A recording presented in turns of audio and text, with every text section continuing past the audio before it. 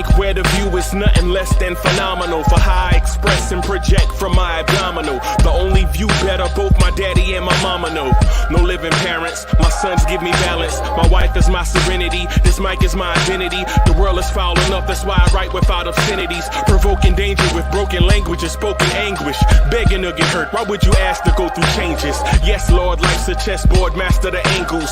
Control the tempo, be the one who holds the info. Acknowledge is just as deadly as machete swings. When spoken, the truth is as potent as that Medellin. While others swear the style is free, I just let it ring. Our time is undervalued, soldiers make us better kings. My fans on my shoulder, reaching after better things. Today I take the shot, for them I'd rather set the screen. My mama told me follow my dreams. My daddy told me get it by any means. Stand tall, make him bow to a king. But I've evolved, you can see the result. Look in my eyes when you speaking to God. Life and for those who be caught up in using what I was scarred with the muse. I guess they call it proving I'm more than an artist. Penciling out my darkest while stenciling out a harvest. And storing what gets me from A to B, just like garages. Instrumental with collages. Envision what I've been drawing. Broadway to give you rhythm like the great Lena Horne. So bent on, found comfort in the storm. Find peace and on when you see them others perform. Organized chaos, outcast it like hey ya.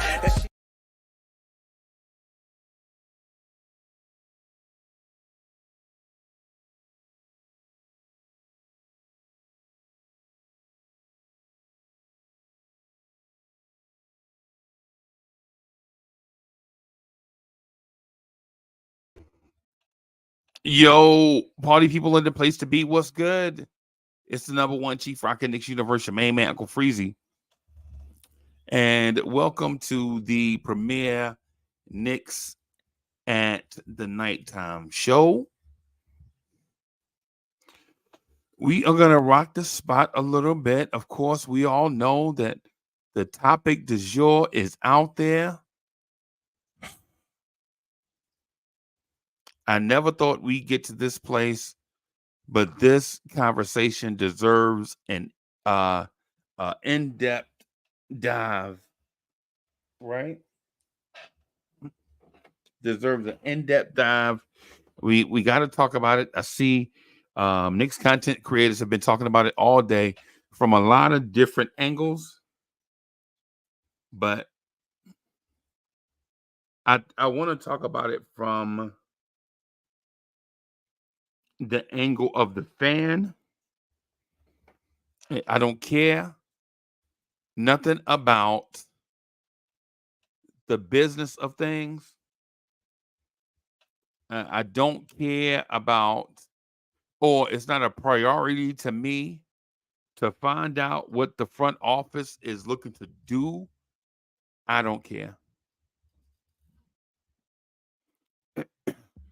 What I care about is the Knicks acquiring homegrown talent and keeping it and building towards a championship.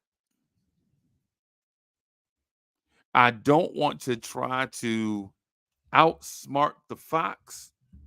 I don't want to do that. If the conversation heads that way, okay, let's do it. But what I'd like to do is talk about the repercussions of Emmanuel Quickley hitting restricted free agency. And what I'd also like to talk about is why the Knicks can't groom and keep star level talent. And what I also like to talk about is if we've gotten here, where has the money gone? Right? Before I do that, let me put up the bat signal. I meant to do this earlier, man, but I messed around and I messed around and dozed off, man. So pardon that. And now I'm back. So I'm running late on some stuff, man. But let me put up the.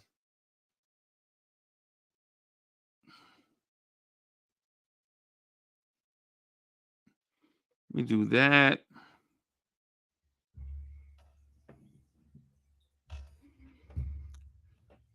Salute to the chat. Salute to David L. David L is in the building. Ron Whitaker is in the building. What's good? Comega, what's happening? I see you. King Ruby, what's good? Daniel Berry, Sports Highlights is in the building. Dunris, what's good? The son of the legend, Kerry Cox is in the building. Nick Yak is in the building. Nick Yak says, people thought I was crazy, but for years I told you Obi and Quickley weren't getting a second contract. Hey man, man, you may be correct. You may be correct. You may be correct. Right?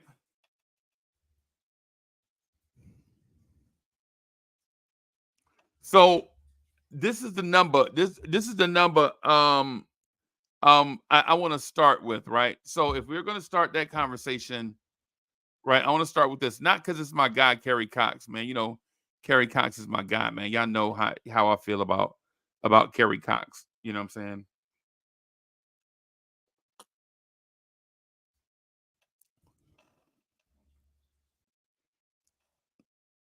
Y'all know how I feel about the veteran crowd, right? Y'all already know that. Jet Life for Life is in the building. Right. Here's the thing. I want to show y'all just really quick so we can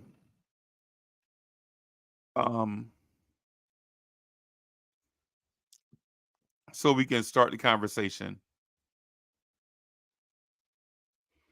This is where I want to start with.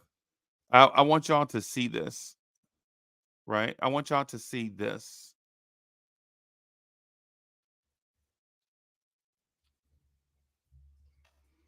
I want y'all to see this so that anytime that y'all say that Quickley should have took $45 million less than this, if y'all are saying that Quickley is not in the range of this is where your argument ends.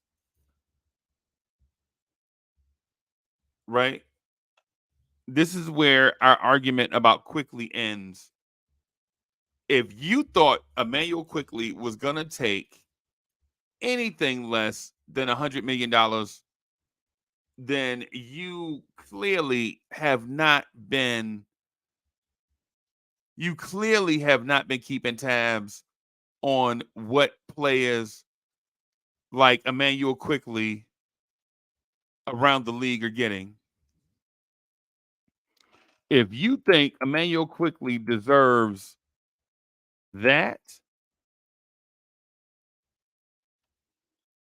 then clearly you have not been seeing what guys around the league have been getting.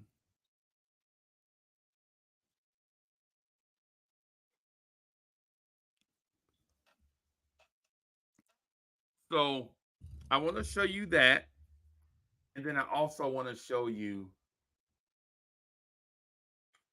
where is it? I had it pulled up, man, and I closed out of it. So y'all be patient with me for just a split second.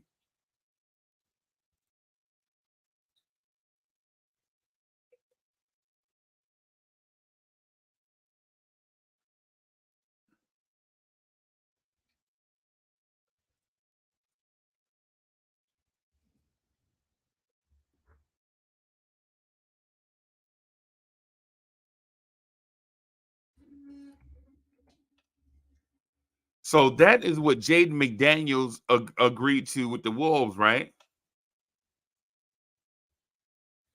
Right? Right? Cole Anthony and Magic agreed to 3-year, $39 million. It's kind of, I can't. Y'all have absolutely lost your ever loving mind. Y'all have absolutely, the people that watch basketball. Where the basketball watchers at? Sherwin, If I pull up Emmanuel Quickley's stats and compare them to Cole Anthony, if his stats blows Cole Anthony's away, I'm going to bill you $75. And if I am wrong, right now, in the middle of the night, I will cash app you $40. This is absurd. This is the weird. Yo, this, what you just said is the most absurd basketball take I've ever heard you put in the chat. Read that you put in the chat. That is absolutely absurd.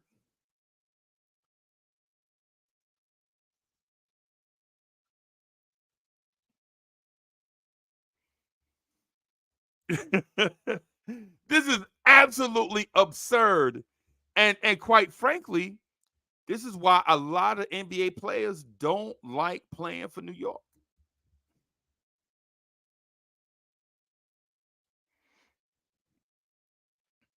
Me and Adam, that used to come on at nights with us, watched as Emmanuel Quickley roasted Cole Anthony. We saw it with our own eyes.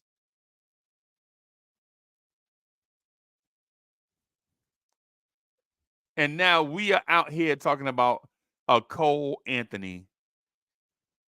But you know what they say, though? The old timers point to a song from back in the day that goes something along the lines of, they smile in your face all the time trying to take your place. To ever compare Emmanuel Quickley to Cole Anthony is the most absurd basketball take I've seen. And you know what? It's probably all day from Knicks fans all day. I'm not even reading. I just off that alone, I'm thinking like I should have just turned the comments off. Yo, Uncle Freezy, turn the comments off, man, so you can get to your point. Please. Turn the comments off, Uncle Freezy. Turn the comments off, Uncle Freezy, so you can get to your points. Somebody just compared Cole Anthony to Emmanuel Quickley.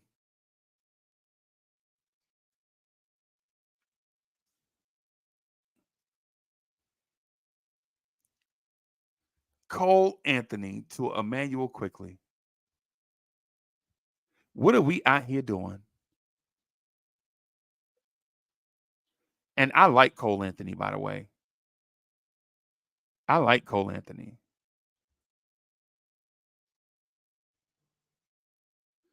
I like Cole Anthony. But we're saying Cole Anthony to Emmanuel Quickley? Really? That's what we out here doing?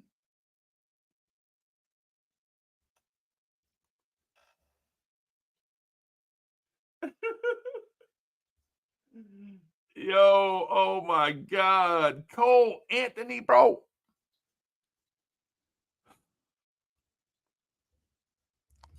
Cole Anthony has been better. I will give him that. Cole Anthony has been better.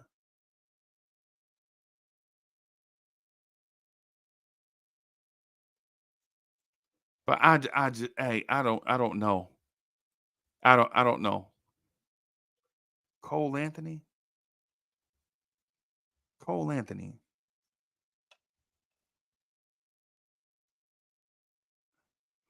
Maybe we should trade Emmanuel Quickley for Cole Anthony if that's what you want. If Cole Anthony is a comp, let's do it. Emmanuel Quickley for Cole Anthony, let's do it.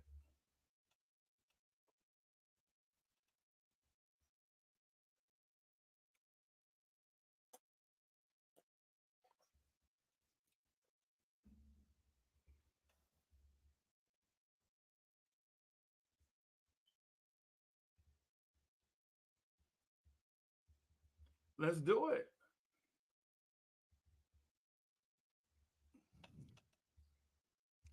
And Nick Yak says, you're talking about good Quickley, the few months he plays decent. What about the other 4 months? No, I just mentioned that one time. No, I just mentioned that one time, man. That's all. I mentioned that this morning. I'm not on a rampage about that. I just mentioned that one time. We got to relax. We got to relax. I mentioned that one time. The Wolves and Jade McDaniels agreed to $136 million contract extension. Right? But let me also show this.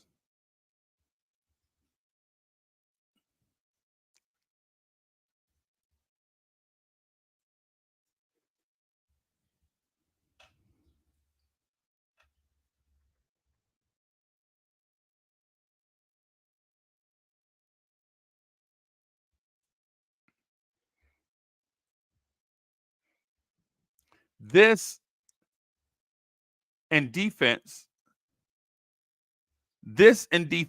got that man $136 million.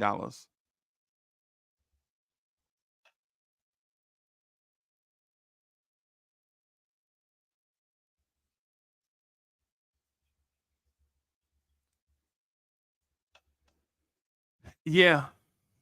Yeah. These numbers and great defense got that man $136 million. Right? That man is in the same range as Emmanuel Quickley.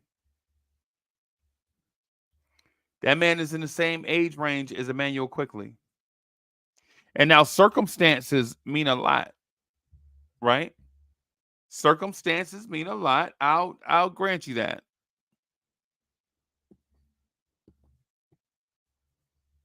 This man here, okay, so we'll be real. We know Greg Anthony is basically Austin Rivers.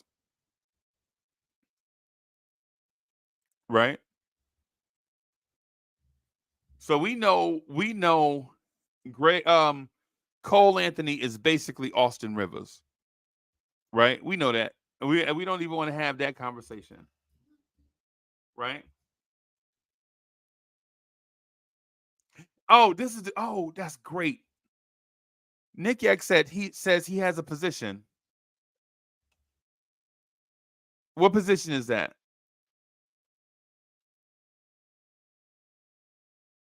What position is that? Somebody let me know. Or Cole Anthony has a position, or Jaden McDaniels has a position. Neither have a position, bros. Y'all, let me tell y'all something. I know y'all know basketball, but y'all gotta relax. I know y'all know basketball, but y'all gotta relax on this one. On this one, y'all are bugging. I value y'all opinion, right? On this one, y'all gotta relax.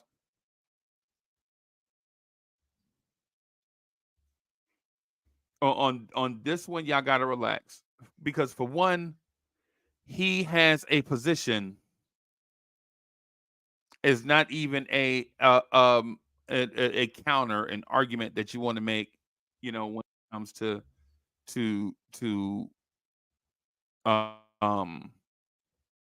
this conversation. The mere fact that y'all coming in bashing Quickley makes me think that, or not bashing Quickley, but talking against what Quickley provides for the Knicks makes me think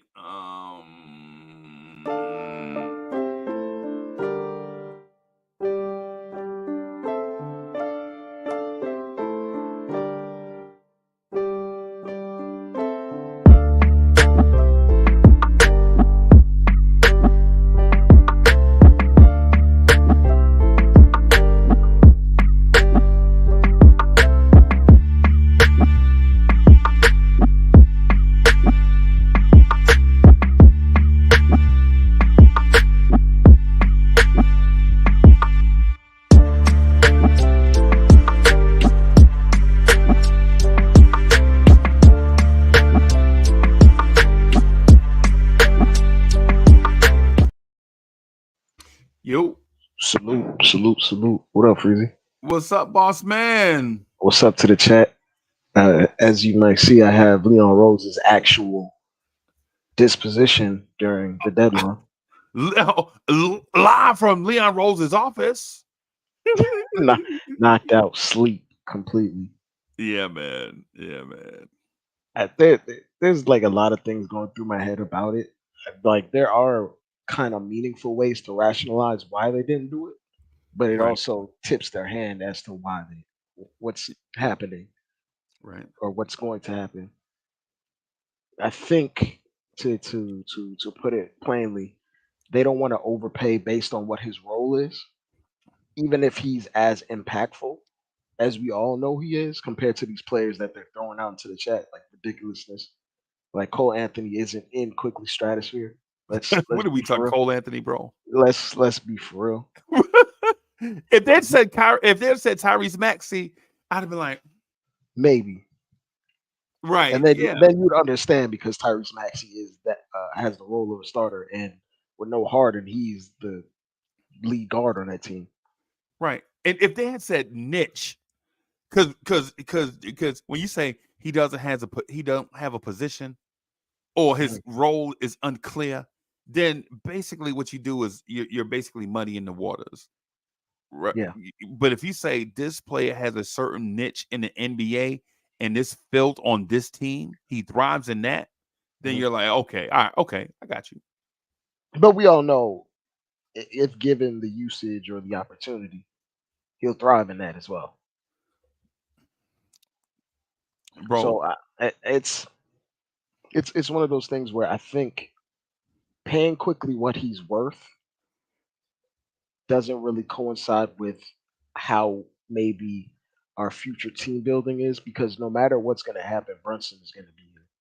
It's the Brunson and the Brunsonettes and the Wildcats. That's the Knicks organization right now. And to be absolutely honest, Reezy, Quickly is never going to hit his ceiling right. while Brunson is playing 36 minutes a night. That's Well, just let me say this. Let me just say this to that really quick. Before we assume anything, right? Mhm. Before we assume anything, let's first look at this. Is RJ Barrett the answer at the 3 for a championship team? Probably not. We don't know, but it looks like no, right? Probably not. Yeah. Right, If right, I had to right. take an educated guess, How many low usage shooting guards thrive in the NBA in today's NBA? a ton. Right, right, right, right. But to that point, Freezy, Quickly's ceiling is more than just a low usage off guard. Right. Low usage off guards don't But get that's paid not what that's money. not what I was saying though. I was Okay, just talking okay, about okay. Grimes. Oh, I was you talking talking about Grimes? Got you. Grimes. Okay. Yeah, I'm talking about Grimes. Like, yeah. So I didn't. Yeah.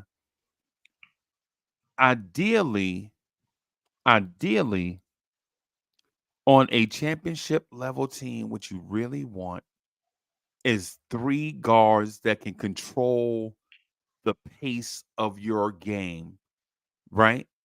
You want to do 2 things. You want to be able or multiple things. You want to be able to sustain a level of efficiency when a guard goes to the bench. You want to have a injury substitution and you want to have a jolt of energy from a certain lineup, whether it's a guy coming off the bench, whether it's a certain matchup that gives some type of jolt in efficiency one way or the other, whether it's offense or defense. For instance, while the offense may take a slight hit when Quickly comes in for Brunson, the defense gets a major jolt when you have Quickly and Grimes guarding another team's backcourt, right? Mhm. So you want to have that Uh, 3 guard type rotation in today's NBA. right? I won't necessarily say guard. I'd say playmakers in general. Like Right. gross generalization of playmaker. You want to have 2 to 3 of those guys because if you look at like I give you Denver's roster from last year. Like the backup point guard for Denver. Who's that? Freezy? I don't know. I Exactly. saw Bruce Brown, But he wasn't. He isn't a traditional like NBA point backup. guard, but he was in Yeah, college though. yeah. But I'm saying like just playmakers in general. Like you need, and for instance, guys that don't control the pace, they have another playmaker, but he's a center, Right. Jokic. So like when we talk Right. about these things, like on this team, Quickly would be our secondary or second playmaker, right? But in general, if you want to win at the highest level, you need playmakers, preferably ones that come with size, like six And four, you six want him to five, and be, and above. you want him to be impactful, right? The Exactly. reason why Malcolm Brogdon is no longer a Celtic is because he was not impactful. He could do it, Yeah. and he had, and you could provide lineup flexibility. But the reason why he's no longer a Celtic is because he didn't show he can do it, and No. they got him out of there, and they And they brought got in an other upgrade. guys. Yeah, They got an upgrade, and Marcus Smart as well. and But like, but I'm like even going back to like the Warriors dynasty where they had multiple guys flanking that weren't guards but were playmakers. Like Iguodala is not a guard; he is a forward. no, he's a wing defender, athlete. Like, and he was a playmaker. So was Draymond as a forward. But like, it's a Right. playmaker. You need a multiple playmaker thing, and Quickly is needed on this team direly. But from a roster composition standpoint, there aren't too many lineups where you can put both of them together. At least not in Tibbs' All mind, three of them can't play together at once. and yeah, not in Tibbs' mind. Right. Right. Right. Which is why it makes it harder to for an organization to be like, "Yo, we know you're our number one guy off the bench, but not too many bench players get 100 and whatever million." It's the same reason why Reggie remember Reggie from OKC? Reggie Jackson. Yeah, same reason why they couldn't And justify. Same reason right. for Harden. They couldn't Yeah, they had justify four point paying. guards. Fourth Eric Mena was the fourth point guard. He was a great point guard too. Yeah. Eric Mena They, injury slowed him way down too so fast. like from a roster stand from an organizational standpoint, it's hard for them to justify it. I know he's worth that money. I think anybody that's looking at it from an analytical standpoint knows he's worth that money.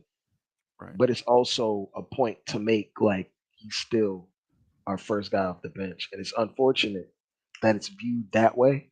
And to be absolutely honest, when he's put in his position without an extension, without something holding like over his head, it Right. makes him easier to trade to a team that might really want him Right. because they can dictate the contract on their terms.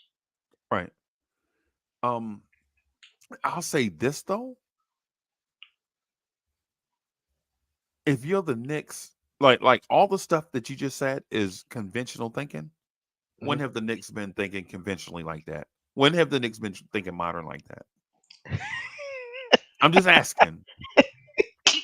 when it when it fits our narrative, Yeah, well, or yeah, well, when it fits the organization's narrative, like you would like for instance, Tom Thibodeau would never speak about like net ratings and this or that and the third. But when Fournier started talking about I need to play, right, here goes Tom Thibodeau talking about well, we had a +5 net rating when you don't right, play. right, We would never go there. But at any time, like in a reporter would question him with analytical stats, he's like, I watch all the film and and we can't use these numbers to dictate. But it's whatever narrative that we have. yeah, It's it's kind of it's just such a weird scenario. And I'll put it this way: quickly, out of all of our young guys, is the most appealing to another team, right, just plainly. And I think they don't want to risk like because his value might be volatile if you give him a contract. Like, say we give him an mhm, extension and then he gets hurt, right, and now he has like $130 million extension, okay, and we're trying to put him in a deal, but he has an Achilles or an ACL. We're trying to be risk averse, Right. and if you notice, all of our approach and all of our moves is completely risk averse. It's why we didn't throw what we needed to throw at for Donovan Mitchell. Right, right. My issue is not that they didn't do the extension with Quickly, right? Because in the grand scheme of things, basically what happens is guys that don't want to be here will do whatever it takes to go somewhere else, right? Mhm. I'm just gonna say that, and then I'm also gonna say the reason why I feel like the thing with Quickly should have been done before today is because when you have this mantra of we're setting a culture, Mm. You got to pay your guys. then you have to pay the guy that you drafted.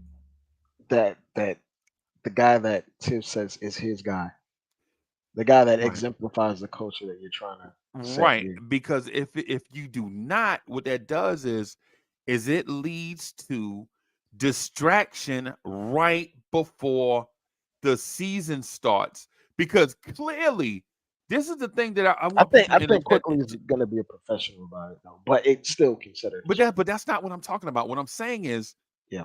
both sides could have easily said leading up to this, hey man, what we're gonna do is table this until next summer because we're going to focus on this season, right?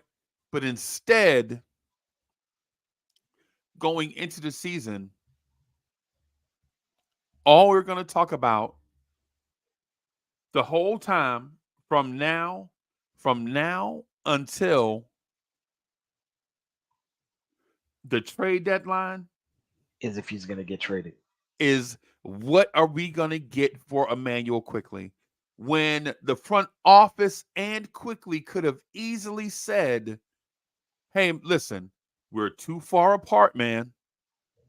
We're going to table these talks until next season, the next off season, because the most important thing is winning.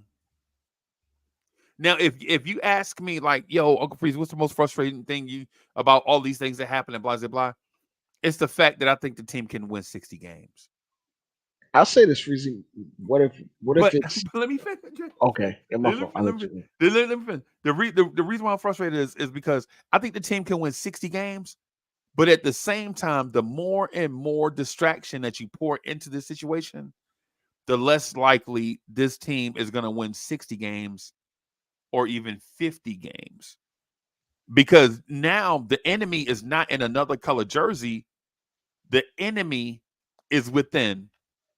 You tripping your own self up with distractions and things of that sort when we should be focused on basketball. My bad, bro. I want to say I, he could be using this as fire to because ultimately, if we're gonna win 60 games, he is probably the third most important offensive player on this team. He's the Knicks' third best player right now, bro. So yeah, like if we're gonna win that many games, he's probably playing at a very high level. And if he's Right, playing at a very high level, he's gonna force your hand to have to pay him. So right. it's one of those things where we're trying to bide our time, but he's been improving every single year. And he should have won six man of the year. And Sherwin is in the chat saying some nonsense. Like, No, please, please, I ain't worried about Sherwin, that. I'm gonna turn the. Sherwin, stop. I'm No. about to turn the chat off, bro, because some of the stuff we saying. Sherwin, stop. But it's one of those things. I said I'm It's gonna turn the chat off. Keep people mad, like, oh, just because Uncle Freeze just, yeah, yo, Cat. When you say you gonna turn the chat off, Cat's gonna be like, I can't believe he gonna turn the chat off. Man, y'all Mhm. relax, man. I'm not turning the chat off, man. I'm not turning the chat off. I just be saying that, just trolling y'all. but Like, it's one of those things where it's he might use that as fire to get paid even more It's similar, like, because when he looks around the league and he sees guys like Jordan Poole or what have you, or guys getting paid hundreds of millions of dollars, and he had probably better seasons than all of them last year. If we're talking about both sides of the court, being an impact player, even when There's no way starters go Jordan down. Poole is a better NBA player than. There's no way Jordan Poole's a better NBA player than Emmanuel Quickly.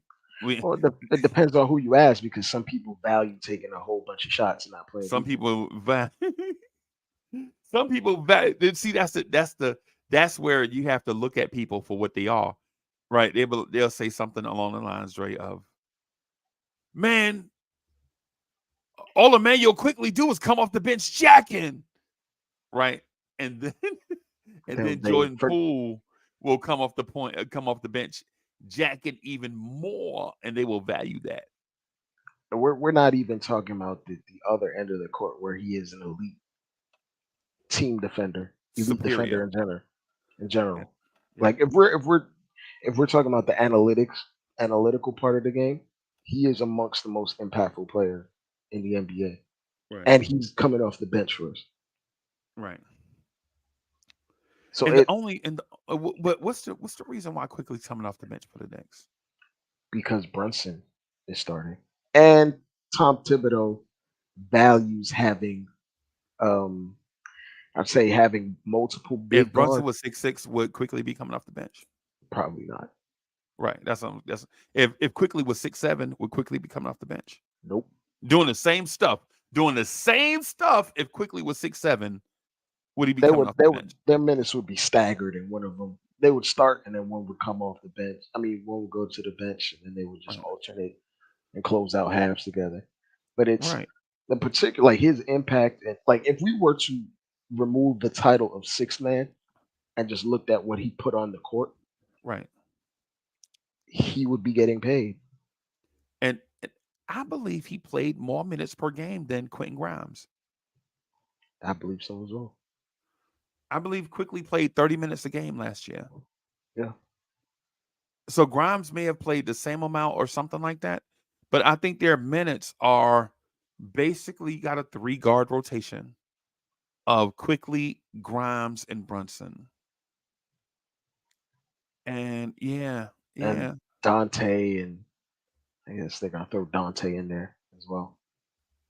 right, But right, they're the Knicks. It's like right now they're trying to steer away from committing the dollars to him, even if the salary cap is going to jump out astronomically. right. They're trying to make him more appealing as a trade chip by not extending him, because the unknown is him getting extended, and then he might get hurt, and then you won't be able to trade him for, hypothetically, I throw the name out there, Embiid or something, as Right. a sweetener, and that'll make it harder. But it's hard to justify not paying him. But I understand why they didn't do it. I would have still paid him, but I understand why they didn't do it, Right. because Right. his role in this NBA, or on paper, is put as sixth man, solely because of our roster construction, which is a whole nother problem that we need to discuss. But yeah, Um. Yeah, I just can't see. I can't see a world where getting to this point is net positive or net neutral.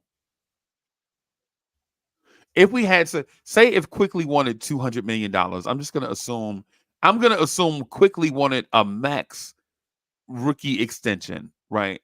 I I'm was just thinking, oh, you're just I'm just making I'm just it yeah, make I'm sense. just yeah, I'm just assuming Quickly wanted a max rookie extension, and the Knicks are looking to keep themselves fluid in the case of a big star becomes available, Yeah, right?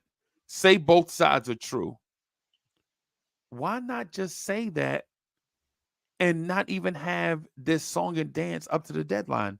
That's where I feel like the Knicks front office, this whole, hey man, bad boys move in silence and all that stuff, you know what I'm saying, is a charade for, we don't know what we're doing. right? Because the thing is not that Quickley didn't get his extension, because Quickley is a quality NBA player and he's going to get a humongous contract, whether it's with the Knicks or not. Quickley is going to get paid, If it ain't right? by us, it's by someone else. If it's not by us, it's going to be by somebody else, And his right? contract gonna start with a number one. Yep, yep.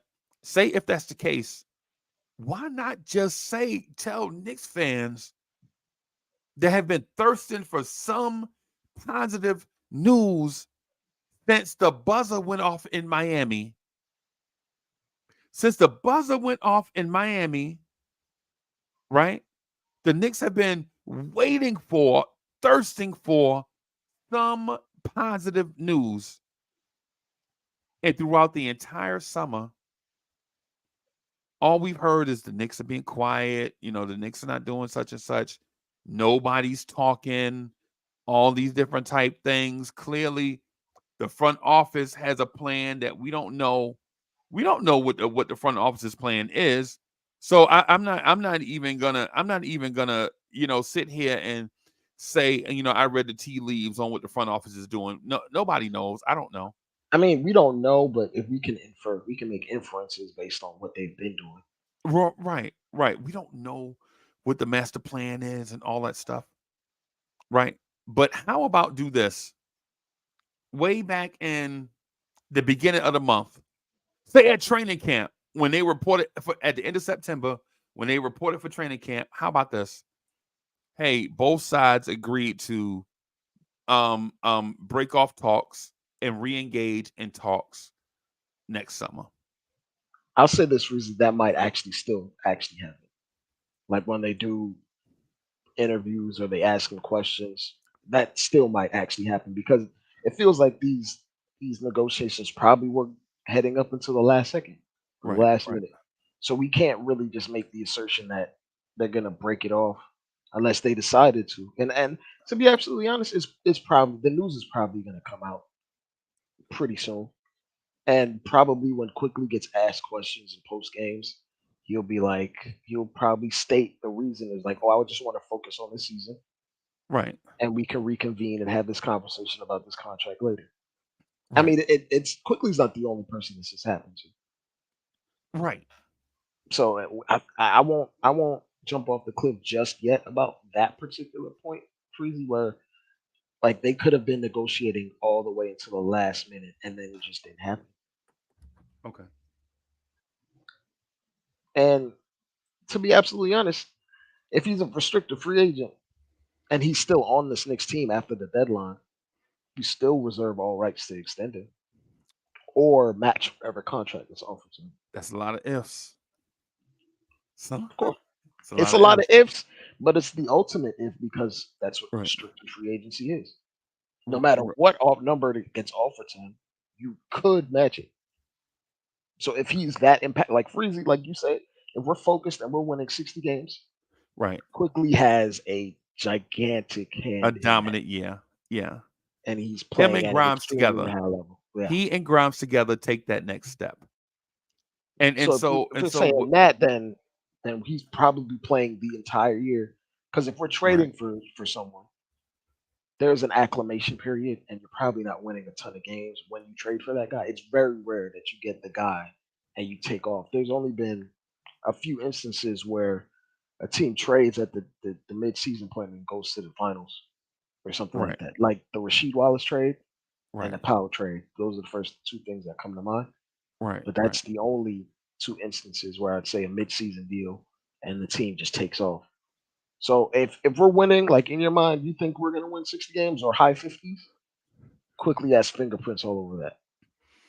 The more, man, I'm not gonna lie though, the more I think about how we're entering the season, the more I'm less confident on even 50 wins.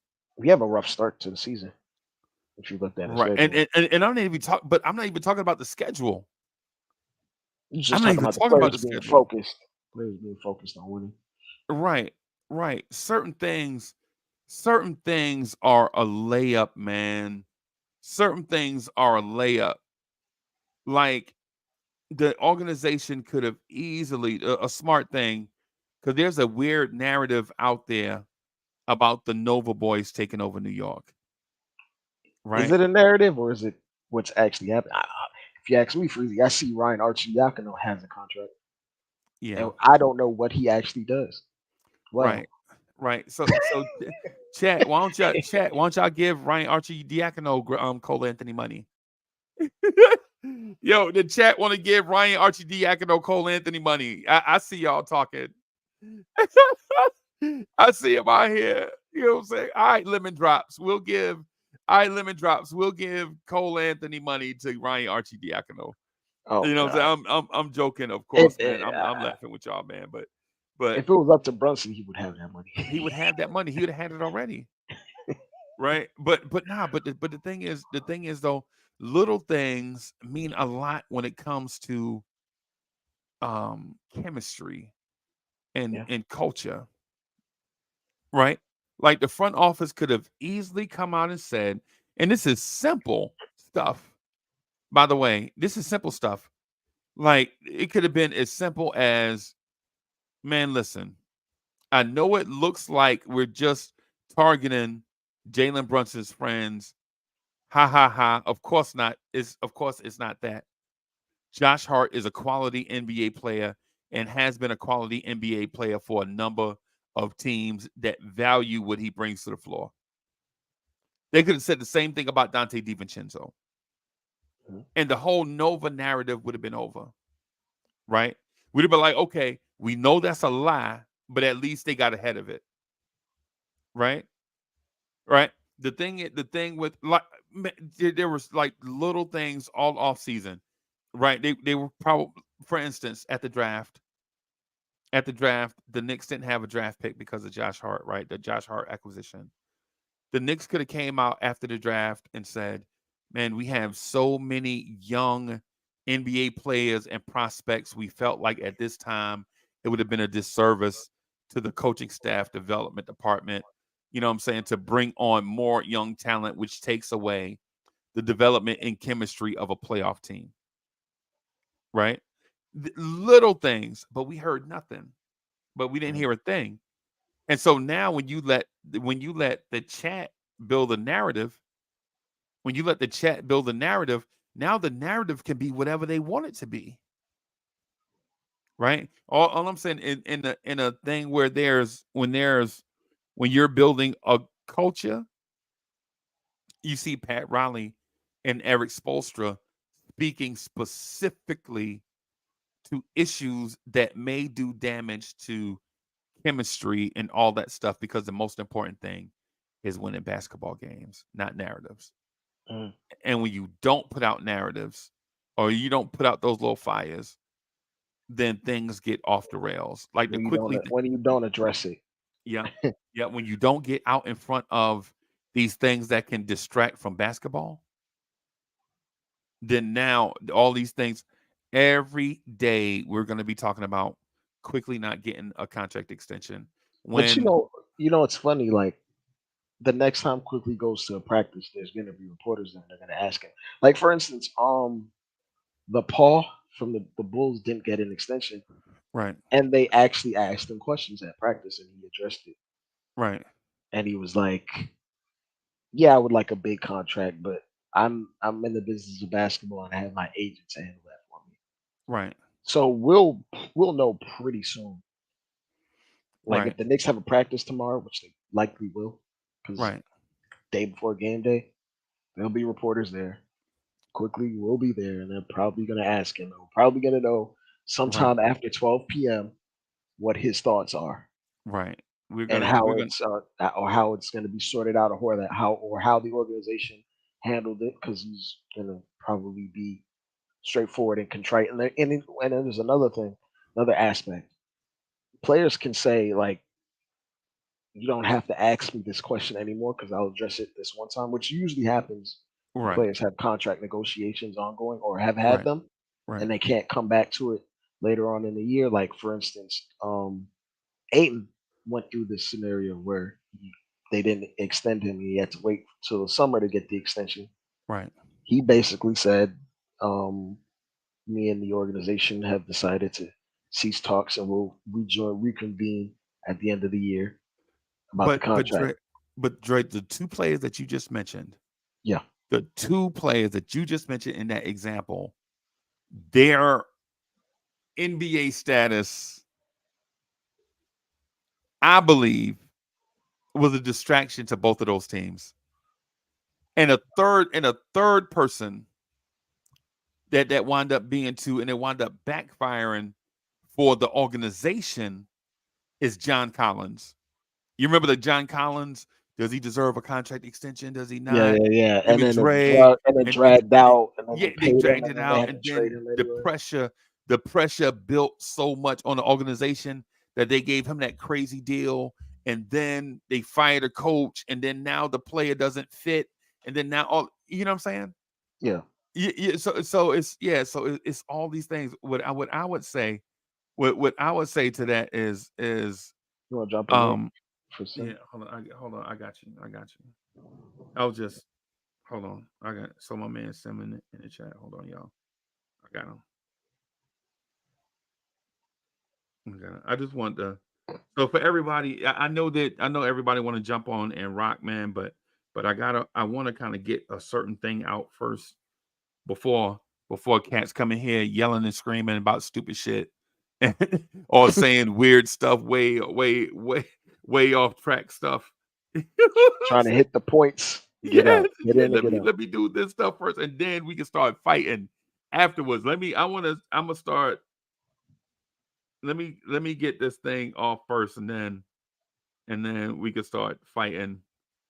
But let me do this for because I already know Wiz is coming. I already know Wiz is somewhere in the bushes. You know what I'm saying? Um, wanting to jump on, and I already know Bully probably somewhere putting down Raccaroni, headed, headed to the thing, like he wanna, like so he wanna jump in, and so before we do all that, I just wanted to have the narrative, but big guy, I already sent the link, man. So you should get that by text in a second. But hey, but Dre, my point is too is you could have probably done it a couple of different ways, right? Hey, brother, what's good, man? What's going on, Salute. brother? How you feeling? Man, I'm great, man. Good to see you. Great to see you, man. Great to see you. Yeah, man. Yeah, man. See you've been busy today, huh? I've been busy today, man. I've been, yeah, all over the place. You know, it's the start of the season. The start of the season, man. It's the start of the season. Feeling good.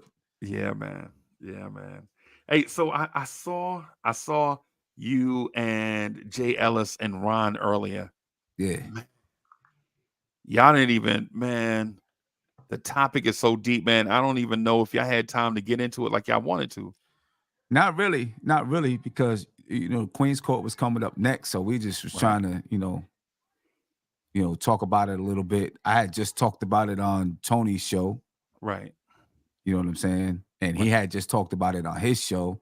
Yep. So, Yep. we was just, going over, and I think Ron, I don't know if Ron, I think Ron was doing the show at 9. So Right. He was coming on right after. Yeah. Yeah. yeah. Yeah. So what's your thought on Quickley and the Knicks not agreeing to an extension, just for those that didn't catch your take? What's your thoughts on it? Man, I think well, I'm hoping that it's more of, to be honest with you, I think the Knicks lowballed them. I ain't gonna Right. front. I think they lowballed him simply because they're in position to do so. Right. Right. He'll be a restricted free agent.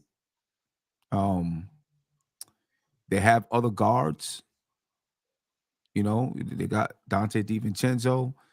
They still got Deuce. Not I'm saying either one of those guys are as good as Quickley, but Right. and they're not. They got talent on the on the team, right? So, like, if they didn't have talent, Quickley could be like, "Look, y'all ain't got nobody. Right. You need to sign me right now." But they Right. got talent, so they can. I feel like they probably shot him something low and then said, all right, you don't like this, go out and show us what you're worth. Show us during the season, and then when free agency hits, see if a team is going to offer you something, and then we'll let you know if we're going to match it. Right.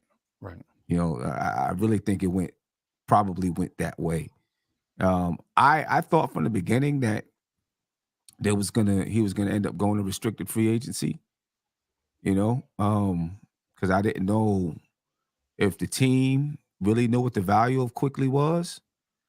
You know what I'm saying? So I felt it was probably going to be best for both if they go to restricted free agency. Now Quickley can go out, God forbid he doesn't get hurt, but and talk to teams, get his price tag up, and say, now match me. Right. You know what I'm saying? Now match it. Let me ask you this. Let me ask you. This is one of the things I was going to save it for Dre, but since I have you and Dre on the panel at the same time, I'll ask y'all both. Right.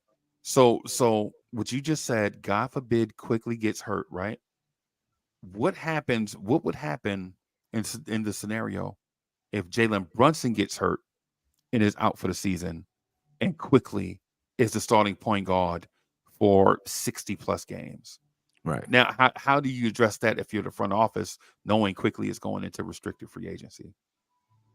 I mean, obviously Quickley would have to start.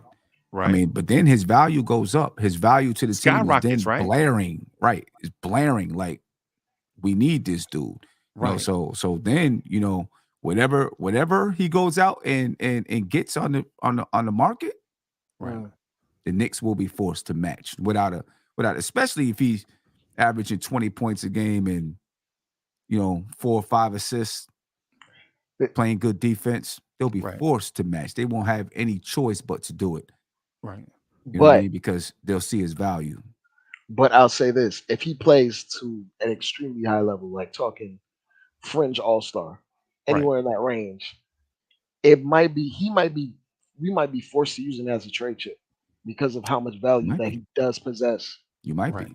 And you can use him to plug other holes or use him to be as something extremely attractive for the big white whale that we've been chasing as far as the star. Right. Because it's one of those things where my fault, Sim. No, go ahead. It's one of those things where he could play himself off of this roster, regardless if he plays well enough. Because some team out there is going to have some clear books. Some team out there is going to have some money. And it might not be in our best idea to have a roster that's like we have 100 million committed to like 3 backcourt players, and then we still have to pay Brunson or something of that effect. It might just not be beneficial for us in the long term, where we might have to just use him as a bargaining chip or trade chip to bolster our roster in the future. Because ultimately, Brunson is the face of the team, and you got to make his life easier or Randall's life easier. So it's so complex and complicated because there's so many different ways this could go. A lot of ways. I mean, I think a way that, and I did want to just following up or piggybacking off of what Dre was saying, that's what happened with Brunson. Exactly. Right. That's what happened with Brunson. Brunson was willing to sign for $50 million. Right. Was willing to sign for $50 million, got in the playoffs, went off, and you seen the contract he got with the Knicks. Right. You know what I'm saying? So if something like that were to happen with Jalen Brunson or RJ Barrett or Quentin Grimes, and Emmanuel Quickley is now a starter, and he goes off, that could definitely option. That could definitely. But you notice what Dallas looks like after Jalen Brunson left. Look at what and they even added a player who we feel like, I think there's a consensus that we all feel like that Kyrie Irving is probably more skilled. Now, I'm not talking about having an impact on winning, right? I'm not talking about that. But I'm talking about more skilled and talented than Jalen Brunson, right? But skill and talent alone doesn't necessarily make you a winner. There are a lot of things that go into chemistry, a winning product, chemistry, leadership, all these different things. So but this is why I'll be right back. Okay. But this is why it can't be like a Brunson thing because he's a restricted free agent, whereas he wasn't with the Mavs, so they didn't get anything from him. Whereas quickly being a restricted, we could a team could be like, yo, we'll pay him this amount of X amount of money. We'll give you these players, and then you can just trade him. Whereas Brunson, there was nothing. It was scorched Mm. earth for Dallas, and they never got Stormed out the anything. door. Yep. They didn't get anything for him. They didn't Whereas get anything us, we for him. wouldn't be holding. We may not get the adequate return, but we won't be left holding nothing. Oh, we may not get um an impact player right away. Right, Also, think about that scenario because a team might just offer us future draft picks down the road that won't impact the roster right away. right. Right. So But we you can still use get that we'll and still get turn the flip to something else if you want. right, Yeah, right, right. So ideally in a perfect situation, in an ideal world, what I always felt like the best case scenario for them was to table it so that the New York media and fans, for one, won't have distractions to talk about during the season. Where this season, because we feel like we're a playoff team, but let me remind people of the roller coaster that we're on. Right, so we were a fringe team. Tibbs first got here, then we missed the playoffs. We made the playoffs last year, so we're not guaranteed to be a playoff team. We're confident that we will be, but we were also confident that we would be a playoff team after Tom Thibodeau's first year. And then we went through the roller coaster of all these different things. You don't sign Bullock. People want Bullock, they don't want him, and then all these different things. And you go through this roller coaster when all we had to do was either run it back or nip make certain distractions in the bud before they blossom into to stumbling blocks. What I would say right now is the Knicks, to me, looks like a team that can win 60 games if everything went right. But at the same time, sports is not always about having the most talent. I mean, I've played enough sports, man. I boxed, I played basketball, I did all these different things. I know any type of distraction can tip the apple cart. That's why coaches and any of y'all coaches out there, I already know all coaches talk about, man, is focus, man. You, if you know a coach that hadn't said the word focus, you hadn't talked to a coach, right? Right. And so my thing is we're confident that we're on the cusp of being something special. But I'm saying any slight little thing, distraction, can get us regressing. I can agree with that to an extent because we don't have the team with the overwhelming star power where you can kind of like overlook some misforgivings in terms of like roster construction or lack of chemistry. Like we have to be on a string, for better or worse, to knock off some of these teams that have these highly powered duos. These built-in advantages. Yeah. So I think to be absolutely honest, I think yeah, this team has the capability of like a Tom Thibodeau team of the past that can win a ton of games, even though they may not be the most talented, but they may have some depth if you were to reference like the earlier Bulls teams that Tom had, where they may not have been the most talented. They had a superstar without a doubt, but the secondary players and the third players after them weren't really those guys. But they had impeccable chemistry, which is something that you have to have in terms of continuity year over year, where you know you can rely on particular players in particular moments and particular times of games to help you get through. Whereas it's not the overwhelming superstar power that you might see around the league. And I think for that part, we need quickly better for better. We need him this year. So it's so hard to gauge. Like I can see why. Like as Sim mentioned earlier, the ball is in the front office's court in terms of having to pay him or not. Right. Like Yeah. when you add value contracts like Dante and multiple other guys on his team like Josh Hart, and you have Brunson and Randall on relatively team friendly contracts, it makes it easier for the front office to be like, well, we have these guys not making the maximum amount of dollars they could be making. Why should we pay you that and we could just coast along, and then you can gauge your value out in the open market. And also to that point, even if he does play well, we could still offer him a contract extension when the season ends, but right before he Exactly. goes into actual restricted free Exactly. agency. Right. So Right. that option is always still out there. But that's the team's option. That's not Right. Quickly's option. Absolutely. Why would Quickly take that money after he showed you that he is just as good or slightly less as effective as Brunson? If Quickly balls out, just plays like he plays as a starter. One of the things that people forget is if you look at Quickly's numbers as a starter, Quickly is about 47% from the floor, about 40% from three, about 21 points a game.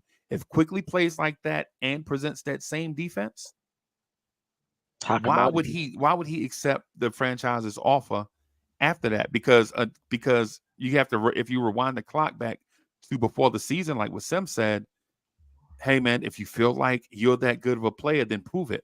And if he goes out there and proves it, why would he accept their offer after that? And you Yeah. also got to think about what the player wants for themselves in terms of role. Like we quickly has said out of his mouth, I know I'm a starter in this league. Will that opportunity ever present itself under a Tom Thibodeau type team where he's probably averse playing starting two small guards at the same time, even if it I, might work uh, analytically? I don't know if he is. I don't know if he's adverse to it. And my bad for having to jump off for a second, Freezy. No, no, My chef is on vacation, so I had to go flip my own burgers. Oh man. I'm Jeez, joking. we gotta work around here. What's going on, man?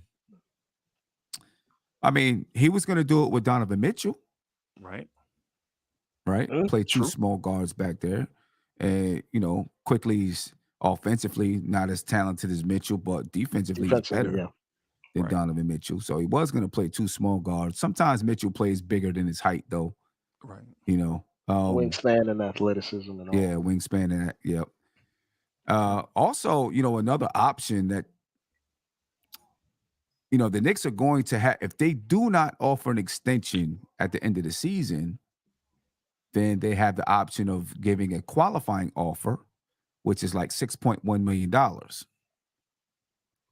Right. And if Quickly accepts the qualifying offer, which he won't, No.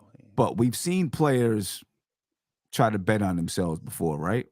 Right. If he accepted that qualifying offer, he would play next season for $6.1 million and then go to unrestricted free agency where the Knicks wouldn't be able to match. Mhm. But of course, that's taking a big chance. Right. Nerlens Noel did it, Right. And you regretted it. And it right? And he backfired. regretted it. You know Dennis what I mean? Schroeder Dennis Schroeder did it, and he regretted it. backfired. Yeah. I would say like the guys that go for the qualifying offer had underwhelming rookie contracts in terms of their performance.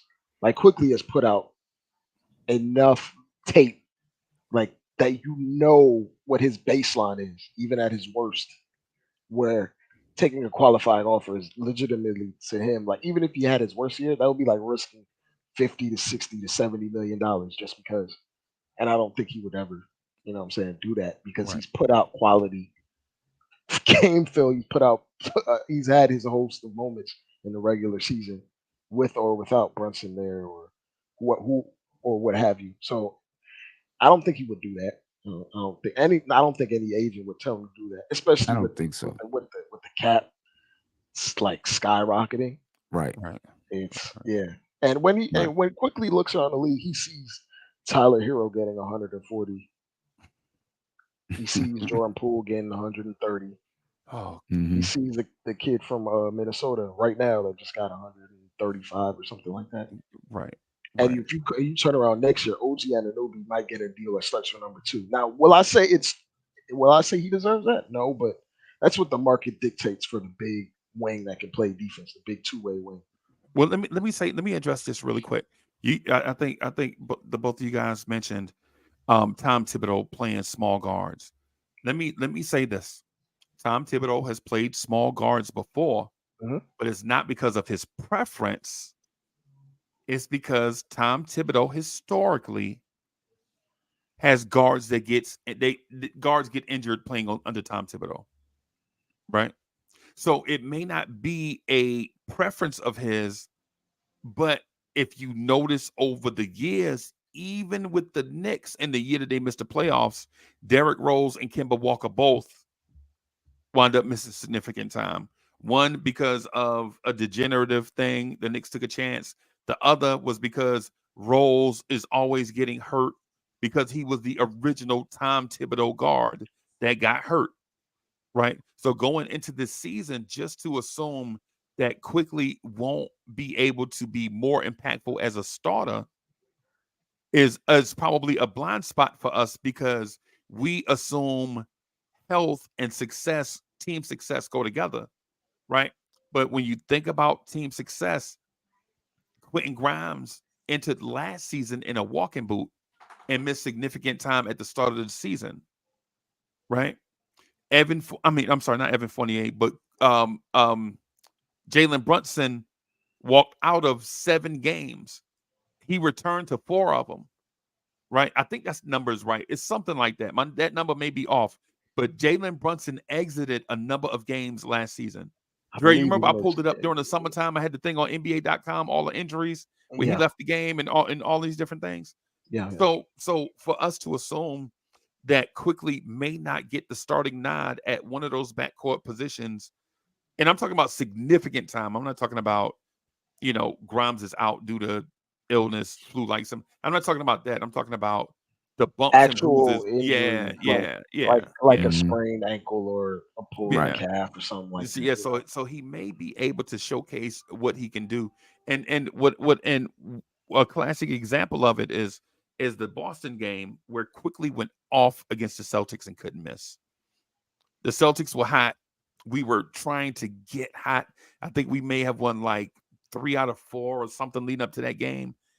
And Quickley comes in, Quickley and Randall torches Boston, right? And then that next Tuesday they lose to Charlotte, but whatever. That's the life of a Knicks fan, right? That's the life of a Knicks fan. You know what I'm saying? You gotta take your wins where you can get them, right?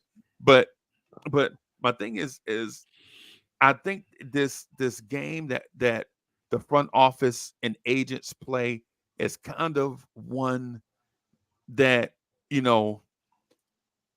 if Quickley messes around and starts 50 games, that $136 million contract that Jaden McDaniels got may be nothing compared to what Quickley asked for next summer. You know what I'm saying? At the same time, if Quickley does what he's been doing, Dre, to your point, if he does what he's been doing and then he wins 6th man of the year, he's still getting paid a big chunk of money. Right? None of us see Quickley taking a significant step backwards. Every year he's improved. Every year he's improved. Multiple facets. And the one thing that Emmanuel Quickley does in a Tom Thibodeau system that makes him a unicorn amongst all the guards that have played for Tom Thibodeau is Emmanuel Quickley stays healthy. He played 81 games last year. I think the year before that, he played a large number of games. And some would even say if Quickley was healthy for game 6 against Miami in the playoffs, the outcome may have been different in a one-possession game. Right. I the playoffs, I mean, Tony Crow said it a few times. Quickley kind of showed his worth in the playoffs. He wasn't scoring a lot and having these great games, but against Miami, the Knicks needed his ball handling. Yeah. They needed help with ball handling. Quentin Grimes couldn't get it done. Right. Julius Randle wasn't getting it done. Right. You know what I mean? Josh Hart, nobody was getting it done. Deuce, right? They needed Emmanuel Quickley. They needed his ball handling out there. We immediately lost that lead as soon as we put McBride in. Like it took a minute and a half, and Kyle Lowry was just doing whatever he was a -7 in 3 minutes. He was a -7, whatever they call it, a -7 in 3 minutes, plus minus in 3 minutes. Yeah, that's crazy. It went down the drain rather quickly. Right. And even if, to be absolutely honest, this paints a picture with how impactful Quickley is. even when Quickley starts out the season missing, he's almost always a positive net player. Right. Regardless if he's shooting 35%, if he's shooting 25%, the other things that he brings to the table helps us stay net positive. And then when his shot starts going, then we start steamrolling teams. Right. It's kind of a little bit complex because teams like you'll see in the chat, like they'll mention his shooting percentages, like he shot like 41%. Last year he shot, I believe, 45% from the field, something like that, or Something like somewhere that. close. Right. And he shot like 37% from 3 too. Yeah, I think. Right. on Right. high volume, which is necessary in today's league. Like you need it, and it paints a picture to me like if his offense can catch up and continuously catch up, he's one of those players that any team would want, and he has the potential to be not necessarily maybe an All NBA type starter, but maybe a fringe All Star on a year in a year out basis if he stays healthy. Right. Because if he plays defense like this and gets near 20 points per game and 5 or 6 assists, that put it plainly, that is a player that earns $100+ million at worst. Right. Right. Probably 130, 140, Right. 150. Right. If There are we're some keeping it above. intriguing. The Knicks front office is in an intriguing spot because okay. So let me. I'll say it this way. In my mind, I don't see Quickley being a Scoot Henderson type player. Right. Let's just throw that out. Right. He's not Who's going to average 26, 27, 28 or something? because of physical attributes, that God-given abilities that he. But what I will say though is the archetype or prototype for an Emmanuel Quickley type player is a Chauncey Billups, right? I don't know if he's going to be as great of a leader as a Chauncey Billups, right? But if you look at what he brings to the table, great team defender, good one-on-one defender, can run an offense without dominating using shots, a good leader in the clubhouse, a guy that is He can confidence play is on through the or off roof, ball. right on and off ball, can defend both guard spots. So if that's the type of guy that you like, then maybe Quickley is your guy in today's NBA. I think that is the archetype that you may be looking for because all the other positions on the floor are so skill diverse. They do so many different things. You know, you have high flyers, you have 3-point shooters, you have dribble, pass, and shoot guys, transition guys, all these different things. If you just have an orchestrator for your offense and defense, I think that's the key building block for a championship level team. Can Quickley get there? Maybe, but the reason why I bring this up, because for those that like the fancy NBA point guards that knock down threes from 30 feet and are always on ESPN and things of that sort, Quickley may or may not be that guy. But I think Quickley could be a top 15-ish type point guard as a starter for another NBA team. And I know that sounds like I'm a fan of Quickley, but I'm a fan of Quickley, right? I've watched the Knicks, acquire him on draft night. You know what I'm saying? Watch him make his way up the depth chart through Frank, through Austin Rivers, through DSJ, through Elfrid Payton, through Kemba Walker, through Derrick Rose, through Jalen Brunson and all these guys. And right now, the conversation is this guy $100 million player? So if you're a Knicks fan and you watched him get drafted late in the first round, and the mere fact that we're having this conversation, to me, means he's a keeper. Am I on an island on that, or you guys thinking differently, or maybe the same? No, I definitely think he's a keeper. There's a lot. I think there's still a lot he has to learn. Right. You know, for example, in preseason game number 1, I was like, man, you know, he's pounding the ball, pounding the ball, pounding the ball. You know, he gets into those moments where, you know, it's just IQ, IQ, IQ. I went to one of his summer games in the Brunson League, and, you know, every single time he touched the ball, he was shooting it. He Right. barely ever passed. I mean, Right. that's the Brunson League, though, right? It's not the Right. NBA. Right. So I think he still has a lot to learn as far as being a guy like a Chauncey Billups, where he's, you know, manning the ship. That lead. I think he is a leader, and I think as he gets older, he will be that strong-minded leader. I think he's really, really strong-minded. You know, he's got to get to that point where he's making, you know, good shot selection, you know, making those right decisions. And I think he can get there because he's that type of guy. I think he studies a lot of film. You know, Can I he ask you a works question, hard. Sim? He wants to be great, and he has that work Right. ethic. So I think he can get there. You know what I mean? Right. Yeah.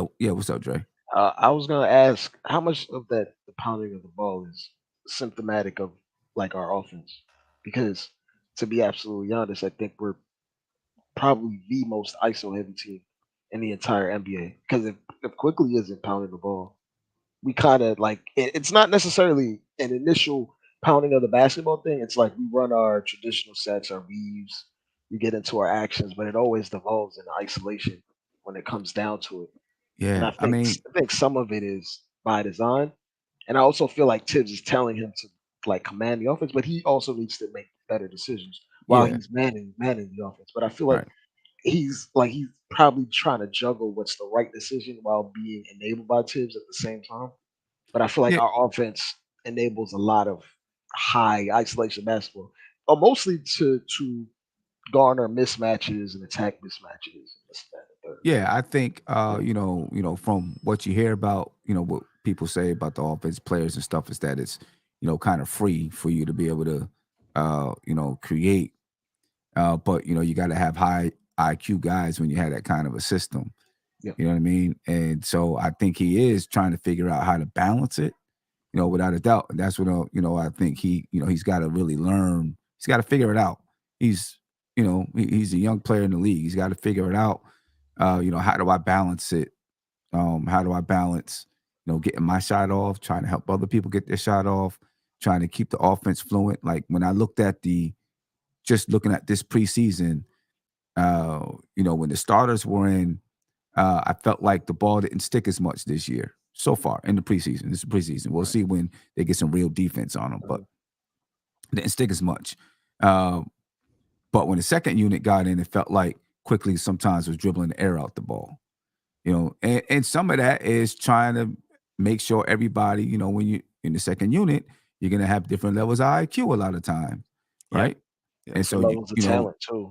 different levels of talent. So you might be the one dribbling the ball, trying to wait for guys to get in position and do things like that. Let's see what happens 30 games into the season when you would expect new guys like Dante DiVincenzo and everybody knows where to be, because when a new guy comes in, your offensive things you do might change just a little bit based on that guy's skill set.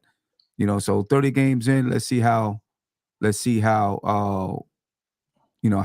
looks in that Yeah. second unit, how the second unit looks all together, because I think that in that second unit, he's the only guy right now that knows enough of the sets to run anything. Dante DiVincenzo doesn't. Who else you giving the ball to? Evan Fournier, you wasn't giving it to.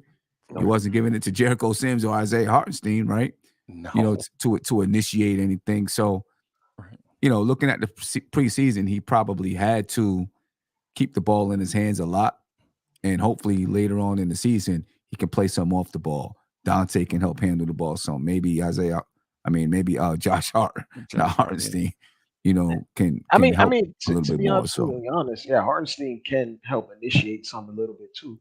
We saw a little bit of that in the from the preseason. But you high no, post, no, from the I high think we're post, talking about. I think we're talking about getting into a set though, where you can Yeah, dump yeah. into a high post, as yeah, opposed to Isaiah Hartenstein initiating the Oh offense. yeah, Like they're he's not not gonna. getting a He's not. rebound and bringing it up. Now he's not Yeah, doing no, right, he's not that. gonna run zone plays off wings, right? And they're not gonna run staggers at the top of the key for Hartenstein to, You know what I'm saying? But once you run your pin down, Hartenstein is up front facing the basket, and your guards are and looking the to cut, action and then and the action can be done with Dante instead of IQ, Yeah. right, right, yeah, Right. yeah.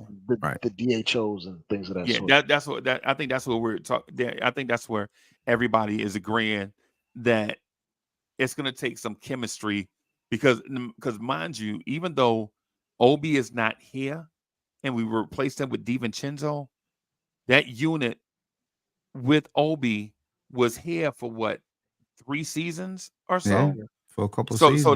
for the most part, they played together enough and were around each other enough to kind of have, excuse me, a little chemistry, even if it wasn't a scheme specific energy that they could use in order to get buckets. But Right. I'll say this, Freezy, like a lot of our sets are pretty static. So when you talk about like when we come down and you see Quickly get a DHO, we usually have two guys in the corner, no matter no Right. Well, matter what it Word, is. I want to give the coaching staff. I want to give the Oh coaching yeah, staff some credit in the preseason. in They the ran a preseason, lot of stuff. You saw Miles a lot McBride with more the ball in backdoor his cuts. hands a lot. You saw a Yeah, bit more backdoor cuts. right. You saw RJ Barrett catching the ball on the run as opposed to last year when he was backing up to the logo, getting a running start with the screen with his head down towards the rim. Yeah, So the and coaching staff is trying some things, but yeah, and I was seeing like some Iverson cuts. So I'm like, this is a little bit different. I, So I mean, if they're implementing things like things won't be down packed game one, but no, 2, 3, 4 weeks into the season, you'll start Right. seeing chemistry being built I'm and with Sim guys on that catching game them. 30 Yeah. thing. I Yeah. think both of y'all are right about game 30. I think we will be what we're going to be by about game 30. Right. I think, Right. Yeah. Yeah. especially offensively. Defensively, I think we'll probably get that right in about 5 or 10 games. If not, Tom Thibodeau will have a meltdown. You know what I'm saying? I There's think somebody will be out the lineup. somebody. Yep. Yeah. Hey So man, somebody's gonna get benched day one for missing an assignment. So right, somebody's gonna get pulled. But I right. think we have, in terms of defensively, we have a bunch of like high IQ guys that know how to play team defense at a solid to high level. Okay. So I'm not too worried about it. Dante's a high IQ player. So is Josh Hart from a team concept. Right. Sometimes he gets a little bit too confident in terms of who he can guard, but from a team concept, he's very solid. So is IQ. Right. So I mean, we have the guys that know where to be. It's more so like Sim said on offense. Yeah. It's The the offense is going to take a reps. little time. It's the reps and knowing who you're Yeah. playing with, the strengths, where guys like the ball, where guys Yeah. like to attack.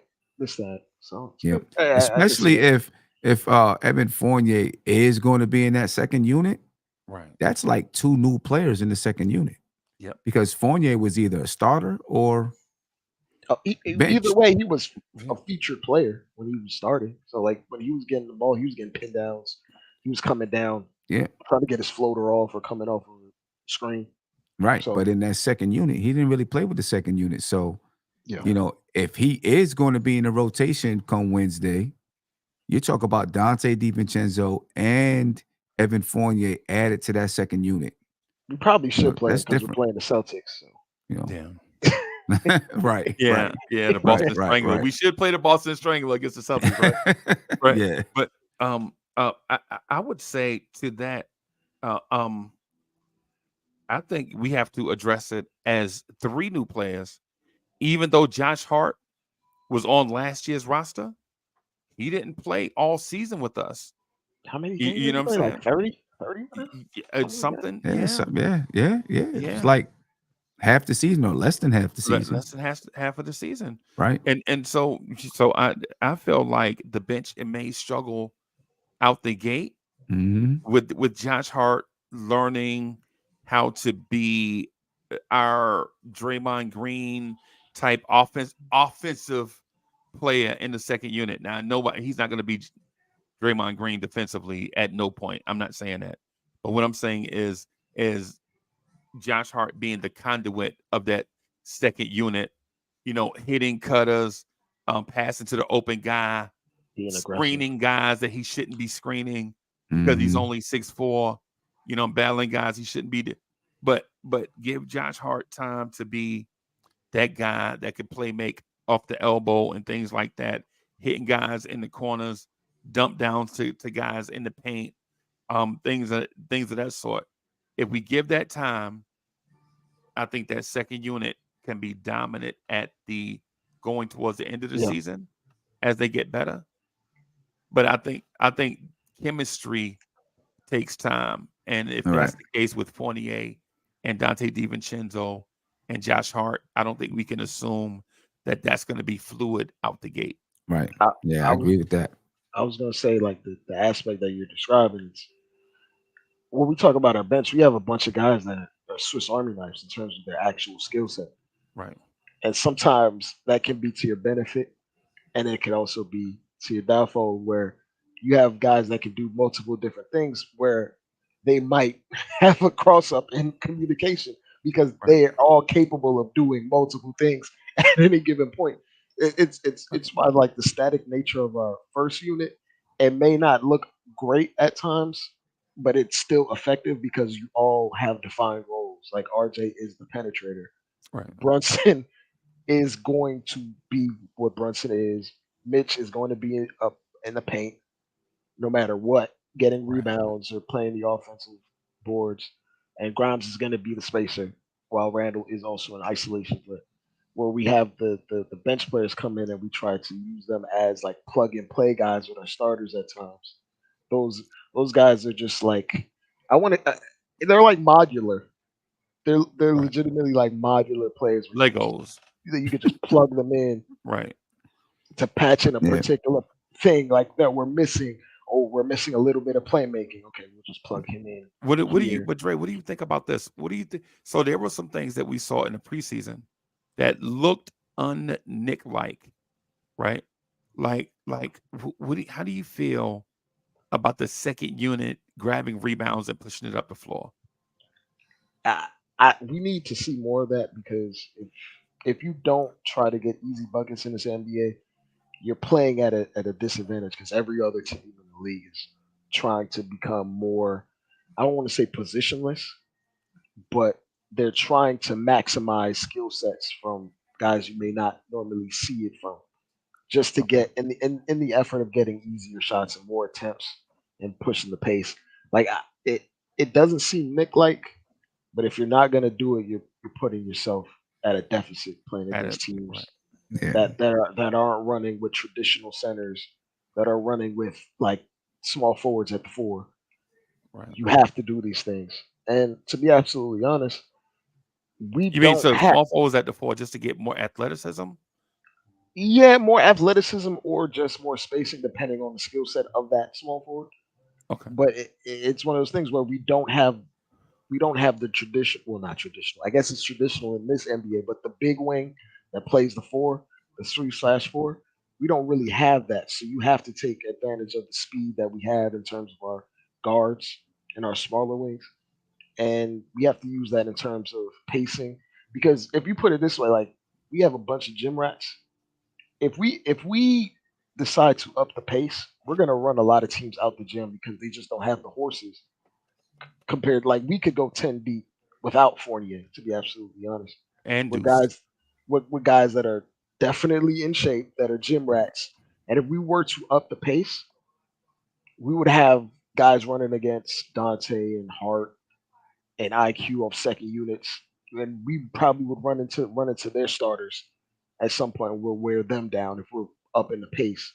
Because most teams don't go as deep as we will. That's my fear, Sam. We I, gotta go. We gotta go in waves at some point. Like if we're playing to our roster strength, we gotta beat teams up in waves, not with like complete star power. Like I that's, know that's my Brunson is fear. gonna close teams out when it comes down to it, but I feel like if we're talking about our roster composition, we gotta beat teams up in waves. Like we have to be.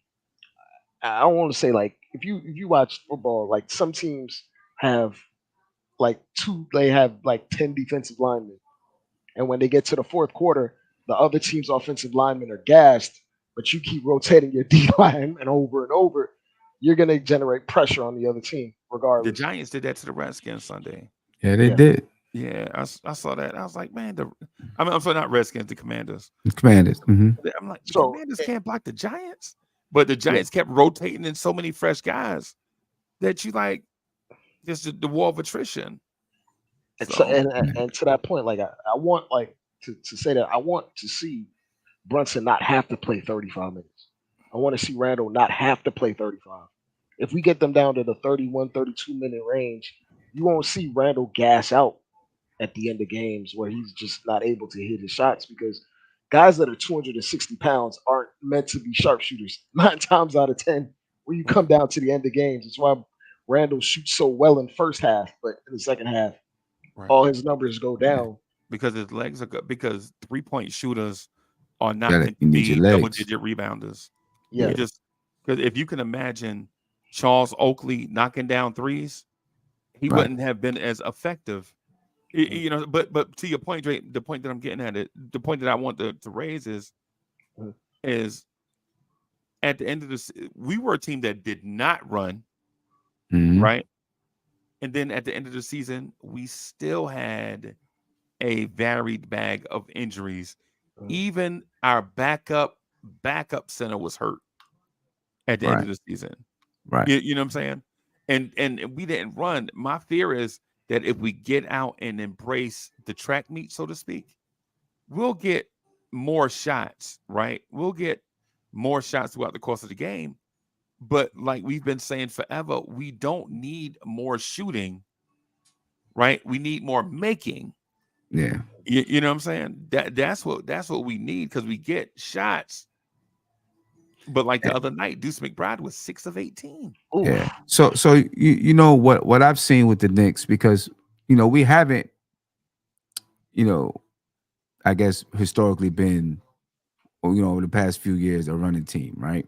Right. But what I've always noticed with this particular team, going back to when Julius Randle and RJ Barrett first got here, they would get the opportunities to run. They would, it would be terrible. It would be terrible fast breaks, right? They never knew where to go with the ball. Reggie Bullock And traveling. it would just be like terrible. They'd be running side by side, shoulder to shoulder, terrible fast breaks. But Rich what I Mason. seen in this preseason is when they did get the opportunity to run, everybody ran their lanes well. Right. The floor was spaced better. So they were able to capitalize on those opportunities. And so I don't think it's going to have to be that they run more. It's that they capitalize on the opportunities they do get. Right. Right. And those fast breaks are ran more efficient. Right. So the floor is spread, you get a good open shot.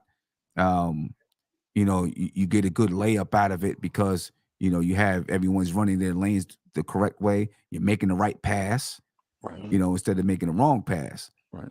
You know what I mean? And I thought I seen that in the preseason with this team, that they were able to, make good passes out of the break, passing the ball up, not just running up and down the floor, but actually right. passing it up to an open guy, and Right. that guy gets a shot up. And if we do more of that, I don't think it has to be a track meet. I think by them just capitalizing on the fast break opportunities they get and then looking up the floor, they'll be able to get good, high quality shots without, it turning into a track meet. Because some teams, if they turn into a track meet with some teams, they're going to get ran out the gym, because you got teams like Indiana now that's going to be able to really, really run. Kings. Young teams like the Kings, even the Detroit Pistons, going to have guys that can get up and down the floor. So, I think they've got to have good controlled fast breaks, make good decisions in the fast break, run a clean fast break, and they'll get some good transition points without, running themselves into the ground either. Yeah, Right. I can agree Yeah. with that because no matter what, we're a team that runs a traditional center at all times. So you can't really play a small ball game at all times. But when you have the opportunities, you have to maximize them. Gotta So yeah, I maximize. can agree. I can agree with that. I still think to a smaller point, like our strength is that we have the depth, so we need to be able to Yeah. utilize it and, Gotta and Right. impose utilize it. that on other But teams. there's But two though. there's balance too. Yeah. But also there is a delicate balance between Hmm. fast breaking and getting out in transition. Opportunistic Right. transition. So That's so yeah. So fast breaking happens. Live ball turnovers, right? Long 3-point misses that bounce back over big men and guards catch them on the run. Then you can fast break off of that. I think where we struggle is in transition. Mitch gets a rebound and passes it to Randall. That's right there like this. And then Randall tries to push it, but the defense is already up the floor getting set. Yeah. That's not a fast break opportunity. That's not even a transition opportunity. You know what I'm saying? Because a man, and I love Randall. Y'all know Randall is one of my favorite Knicks of all time, right? My thing is, certain opportunities don't lend themselves for that. And to Sim's point, we've seen RJ do it too, where Mitch grabs a rebound, RJ grabs it, Tibbs is screaming, go, go, go, go, go. But you just gave the basketball to one of the slowest wing players in the league.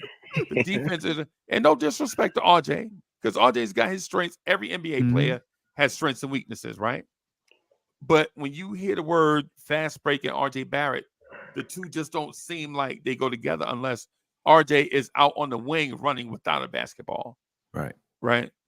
You know what I'm saying? Receiver. Yeah. So when you look at how we run situationally, I guess in a nutshell, I'm saying what some said, we got to be smarter about how we do these things and run these lanes better. What I'm adding to that is we have to identify the situational awareness, run when the opportunity is there. Right. We had a lack of that because for the last 3 seasons, we really didn't get a lot of live ball deflections, a lot of live ball turnovers. We didn't create them. It's true. Yeah, so Dante is good at that, at least. right. And you've noticed since he's been here, we've been watching him dunk in the open floor. Yeah, like the ball is not safe if you Right. just dribble in front of Dante. Traditionally, there'll be a scrum, and we'll grab the ball and we'll look up, and Obi has his hand up, and we'll just throw it to Obi because Obi was fast down the sideline and could dunk. Yeah, and shooting too is going to be a key with being able to score in transition. You know what I mean? Like if you look at the preseason, the Knicks were looking to get the ball, pass the ball up the floor, right? Right. And you've seen Brunson on several occasions find Evan Fournier wide open on the wing because Fournier ran to the right spot. Right? He's seen, okay, I'm not going to the basket. I'm a shooter. I'm going to stay out here. Right. Which allows someone like Mitch to be able to run down the middle of the lane because the defense has to respect Evan Fournier. Right. But now if the defense says, well, let me just pinch in, I'd rather give up the 3. Well, then you can get the ball to Evan Fournier. And Jalen Brunson, I thought, did a good job on a few occasions getting the ball up, finding Evan Fournier, spotted up at the 3-point line. He catches it on his fingertips, toes, lets it go quick. Right. And those 3-point shooters are so important in transition because you want to get the ball up the floor to a guy on the wing that someone has to respect. Now the lane opens up. Right. You know what I mean? And you can run it. And you can get you can run an easy transition to get layups. We didn't always have those kind of shooters out there on the floor. Now we should have some guys out there. Quentin Grimes, Jalen Brunson can shoot and pass. Dante DiVincenzo. If Randall and RJ are consistently, knocking down the 3 at a decent clip, maybe 35, 36, somewhere. Yeah, somewhere in there, then now, you're a threat. And when some of those guys, they get up, they run to the 3-point line, defense has got to spread out, and now you can get some open lanes to the basket in transition. So I think with this team, we should be able to score in transition without it being too much of a pain on the team. A natural get the ball, like you said, Mitch get the ball and give it to Randall. Randall needs to look up the floor. Let me see who's open on the wing. Right? Is there a wing guy open I can push it to, not dribble to, but pass it to? Right. You know what I'm saying? That's just added stress. Because all the modern NBA teams that run offenses, they'll get the rebound and they'll move it to a corner immediately just to survey what the defense is giving them. And if it's not there, then they reset, kick it right back up to the wings. So Right. that's top of the key. Yeah. And how you beat an elite defense, how you beat top 10 defenses in the NBA or historically, it doesn't matter. It doesn't matter if it's the 80s Pistons, the 80s Celtics, the 90s Bulls, whoever, the 2000s Pistons, 2004 Pistons, get their defense out in transition. You're not going to be able to score consistently against those guys in a set defense where they have their rotations called out and all that stuff already.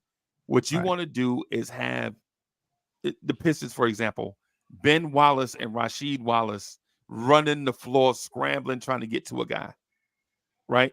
That's how you beat great defenses. And I think the Knicks struggles over the years have been, we have done the opposite. We grab a rebound or either walked it up the floor or we ran in transition incorrectly. The power forward is dribbling up the floor in the middle of the floor. And that's wrong on or at least for the old school guys. The old school guys will say the classic 250-pound power forward should not be leading your fast break because then it's a slow break. Right. Right. It's just these The ball is minor, faster than the man. So. Yeah, the ball is faster than the man. Yes, indeed. Sam, what do you think about Deuce McBride, man?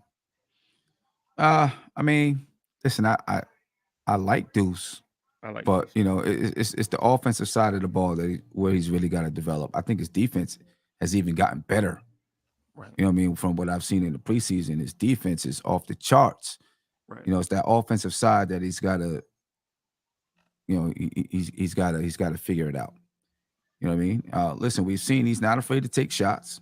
No, he's not afraid to shoot. Right? He's gonna take shots. He's not afraid to take shots. Right. But you know, we got to get him efficient. We got to get him. You know, certain times he'll be aggressive, but most of the time he's not going to be aggressive looking for a shot. You know, his handle is a little bit shaky, I think. Right. You know what I mean? So people are looking at him as a replacement for Quickley. I think that's a big step down. Right. So you read my mind. I was trying to circle back to it. Okay. Yeah. I was gonna say like his blueprint should be like a Javon Carter type. Where right now, right? Yeah, like going forward, even like if you're gonna play, like for instance, like we have multiple guys on this team that can be offensive hubs. You can run offense through. You need a guy like Javon Carter last year only averaged 8 points, but he shot like 40 plus from three, and that's all you ask of him. You need to just. But it took him like 5 years to get there, though. Yeah, it took him to figure it out, and he also at that point, like he also was always an elite defender, which is Deuce's calling card. But in order for him to stay in the league, there's to be absolutely honest with you, there's a lot of guys that are around the fringes of the league or not in the league that are around 6'1", 6'2", that can play defense at a high level. The reason you stay in the league is that you hit that 3-pointer when that star player passes you the ball. If you can't do that, you're a dime a dozen. Smush Parkers, yeah, you're a dime a dozen. You're a dime a dozen if you can't hit the open shot. Right. Yeah, no doubt. The reason why I wanted to bring that back full circle is because if Deuce McBride is not okay, so if Deuce McBride is Javon Carter, why are we in love with Deuce? Because those type of guys, New Yorkers love hustle. should be a dime a dozen. I love Deuce McBride, fan of the show. Deuce McBride told somebody we know, he mentioned this channel and Sim's channel by name. I ain't gonna say who he said that to, but so shout out to Deuce McBride, right? But man, if that guy, if he can validate the faith that the Knicks front office has in him, it may be the reason why the Knicks front office is playing hardball with Emmanuel Quickley. And that may have always been the case, and we just didn't know it. Am I wrong with that? Is that a bridge too far for y'all, or is that something say that again? Say that again. The Knicks having this ultimate faith in Miles McBride may be the reason why they're playing hardball with Emmanuel Quickley. Oh, I mean, I think, yeah, definitely, because they have, the fact that they have some other guards that maybe, they feel good about. Yeah, they feel like they can play hardball with Emmanuel quickly. They can, maybe offer him a lower contract or whatever it is because they feel like they got the talent. I think And they have him restricted. So, and they still have a chance to extend them at the end of the season before he even gets to restricted free agency. So, yeah, they probably feel like, yeah, we're not going to give you exactly what you want right now, unless you're willing to take if you're willing to take what we're going to give you, cool. If not, then we can extend this to the end of the season. I think Dante is much more of a factor in that than than I was gonna say McBride. Like Sim mentioned, we have other guards. I don't think really McBride factors in too much. I think he's here because he really doesn't make all that much money, and I think he has one more year, which is next year. So I don't know if they're gonna use him to like leverage and hardball. I guess I would say it's more so like the roster construction where we have multiple guards, where we have guys that can try to simulate some of the things IQ can do. Right. I'm not saying that they can do it or they have his ceiling or what have you, but we have guys like Dante, or not even Josh Hart doesn't play the IQ role, but he does. They do a lot of the same similar things in terms of being like Swiss Army But they knives. can do different things though. Yeah, Lineup flexibility is the reason why Josh Hart is here because yeah. he can guard twos, threes, and fours. He can play the 2-3 and maybe the 4 on offense, not defense. Right? Well, We don't he want to see thinks he Josh can Hart on guarding fours. defense. Right? He But tries. yeah, I mean, the thing about the little engine that could is we saw the little engine that could win one time. We don't know the little engine that could's life story. You know what I'm saying? We know that Yeah, this one time he tried real hard and he made it, but what happens after that? So, but yeah. but but yeah, man. Ultimately, I think the contract extension talks and all of that stuff. And Dre, this is why I called you earlier because I just wanted to buzz the tower. I just wanted to make you laugh just really quick. Yeah. I think the grand winner in this contract extension thing is Julius Randle. Why is that? Because if you play hardball with Quickley, and Quickley has done nothing in the NBA, and Quickley wins, you cannot play hardball with Randle, and Randle has actually done something in this league. Oh yeah, Randall's gonna ask for 5 years, 250 Right, off the rip. right, He already took right, a friendly deal the first time, his right, first extension. right. If Randle and Brunson, I'm just gonna say them together because I think both will. Yeah, But if Randle and Brunson both make the All Star team, I think it's possible. And if Randle and Brunson both make All NBA, I think it's possible, right? If Randle makes All NBA and another All Star team, 3 time he's a All NBA. 3-year All Star on a regime that's been here 4 years. So 75% of the time while this regime has been here, Randall has been a top NBA player. So you can't ask him again to take a team friendly deal, right? Because he did it before, and part of that money, whether we admit it or not, helped get Jalen Brunson here, right? Whether directly or indirectly it happened, right? Now, when it's time for Randall to get his extension, now Randall's going to ask for the bag. Yeah, he And is. does Randall deserve the bag? Um, I'm going to say absolutely yes, because guys generally don't come to New York as free agents and make the All-Star team and become All NBA. That doesn't happen for us. And there's been plenty of, I don't want to say it in a disrespectful way, but fringe lottery type talent. Derek Williams, Quincy AC, what's the ginger that was here? Ginger. Um, Michael Beasley. Oh, Beasley. Michael Beasley. Guys that were Henry Ellenson, guys that were at Randall's position, lottery type Mario guys. Hezonja. I mean, he was what drafted sixth, Emmanuel right? Moutier, is that where you going? Yeah. Oh God. Noah Nah, Vonleh, I is that where you going? hear he's lining it up. Randall is going to get his money when that opt out is there. He's going to get his money. Brunson too. They're going to get their money. You know, Randall changed agents. He's going to get a contract. Yeah, he's positioned himself. Yeah. For He said, "I that. wanted to be closer to RJ." Knowing damn well. Right. He's going to get his money. Man. Right. If it's like if we talk about how the NBA is relatively a meritocracy, if you look at his resume says pay him, Yeah, no doubt about that. and he's entering the peak of his prime. So Right. that says he should be near All NBA or in. So let me All-NBA. ask him this real quick. I'm gonna just ask him this real quick. So just real quick, so I can get a full answer on it, just in case you're short on time. Do you believe that may be the reason why they're playing hardball with Emmanuel Quickley? Because they're looking down the road at a potential mega contract for Randall and for Brunson, and know that they won't be able to afford it. Not when the extension kicks in, but the year after that, when both of those other dudes are going to be looking for the bag. Yeah, I mean, I think that's definitely part of it.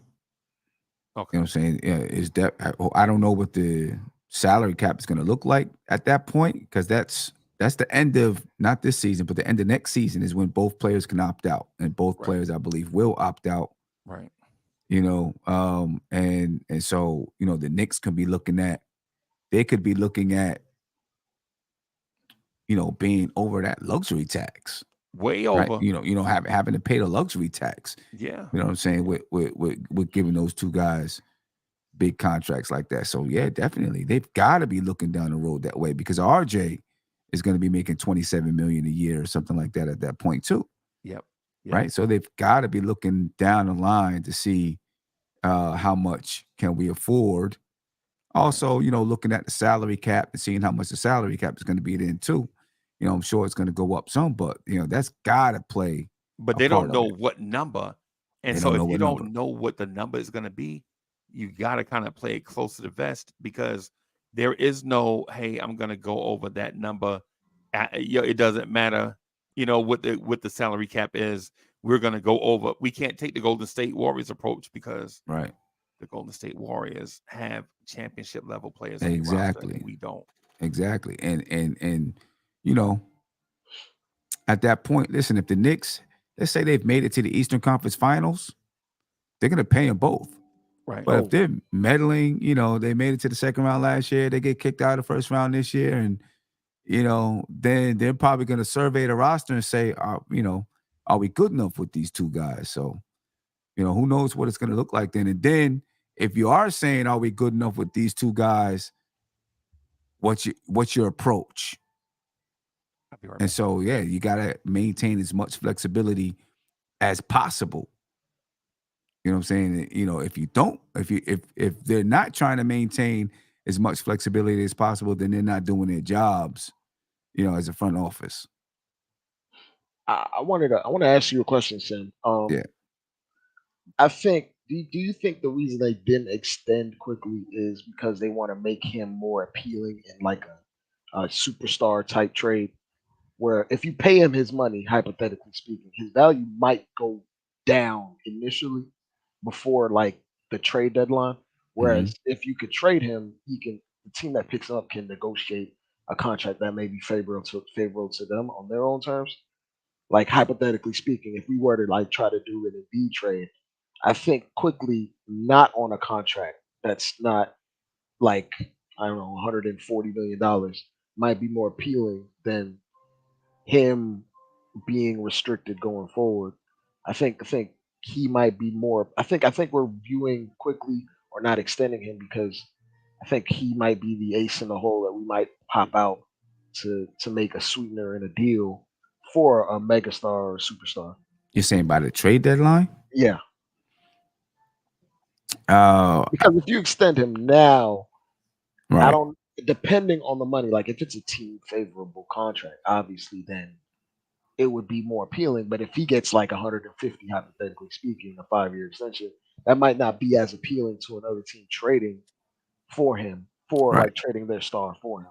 Right. But if you trade him now, obviously because he only makes $4 million, you gotta You got to match the add, money. you gotta add a all the lot to guys. it to match the money. And then even if you would have extended him, then there would have been that poison pill, poison pill that the other team would have had to accept like $15 million, while the Knicks would have only been trading away $4 million. Right.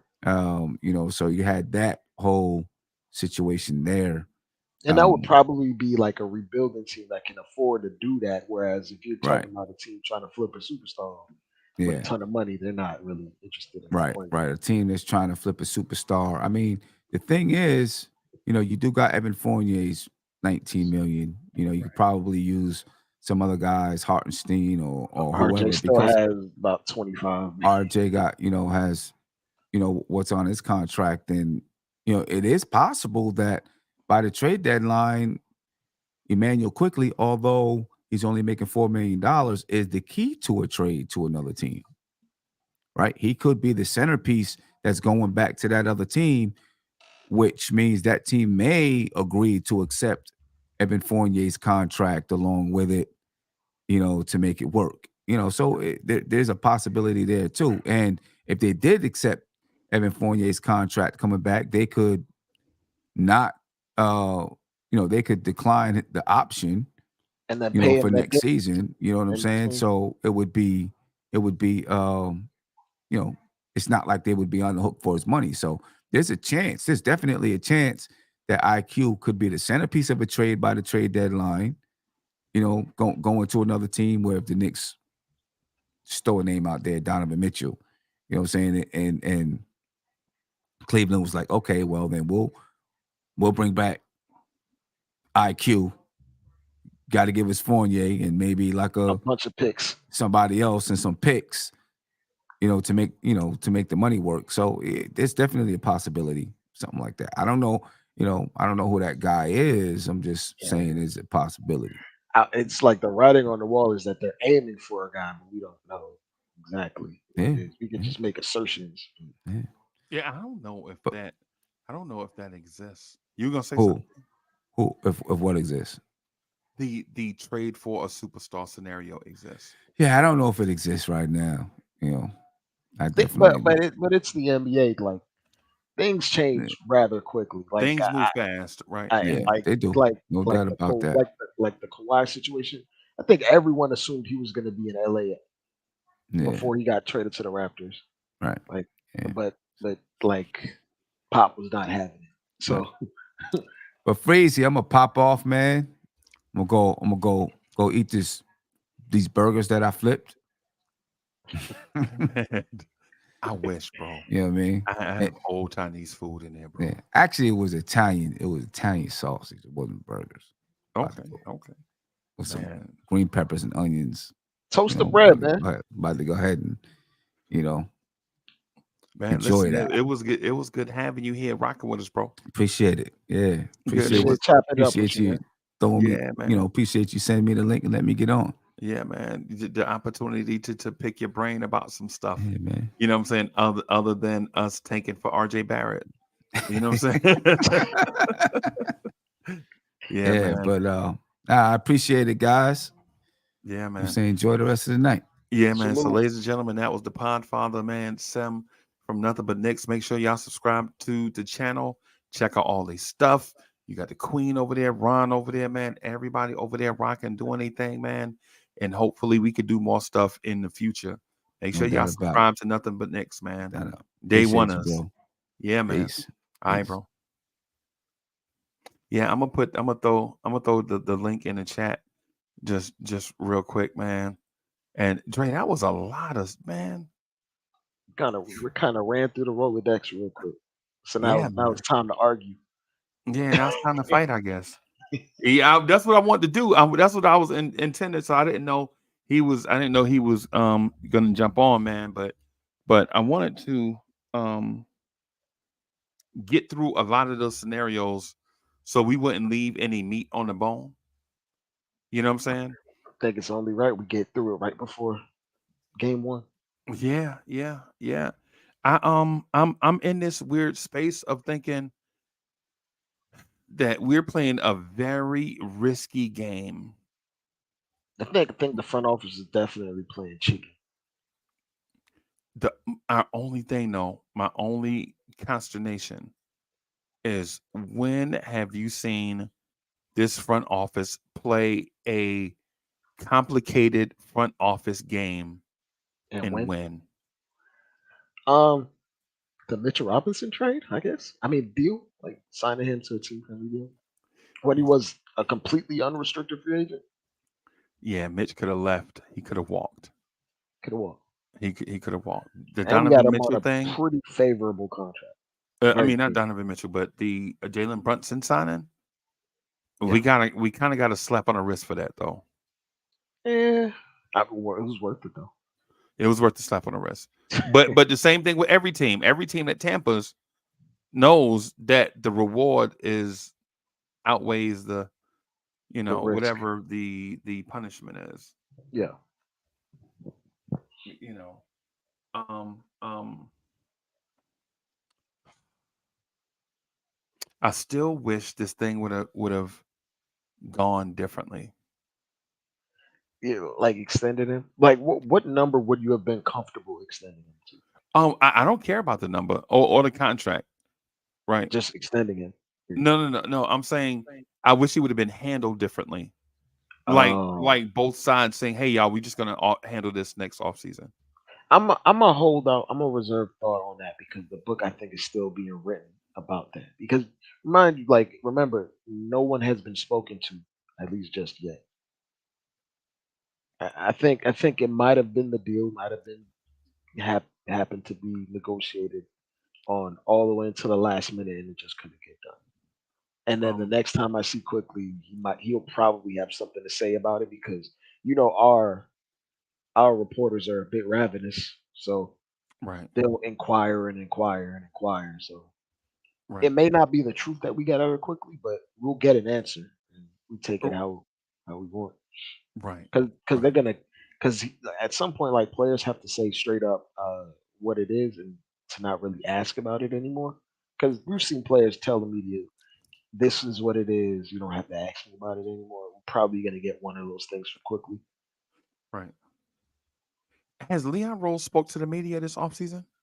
I don't believe so. Chat have you Dre and I don't think Leon Rose has spoken to the media this offseason. Have y'all seen anything where I Leon haven't. Rose has spoken to the media?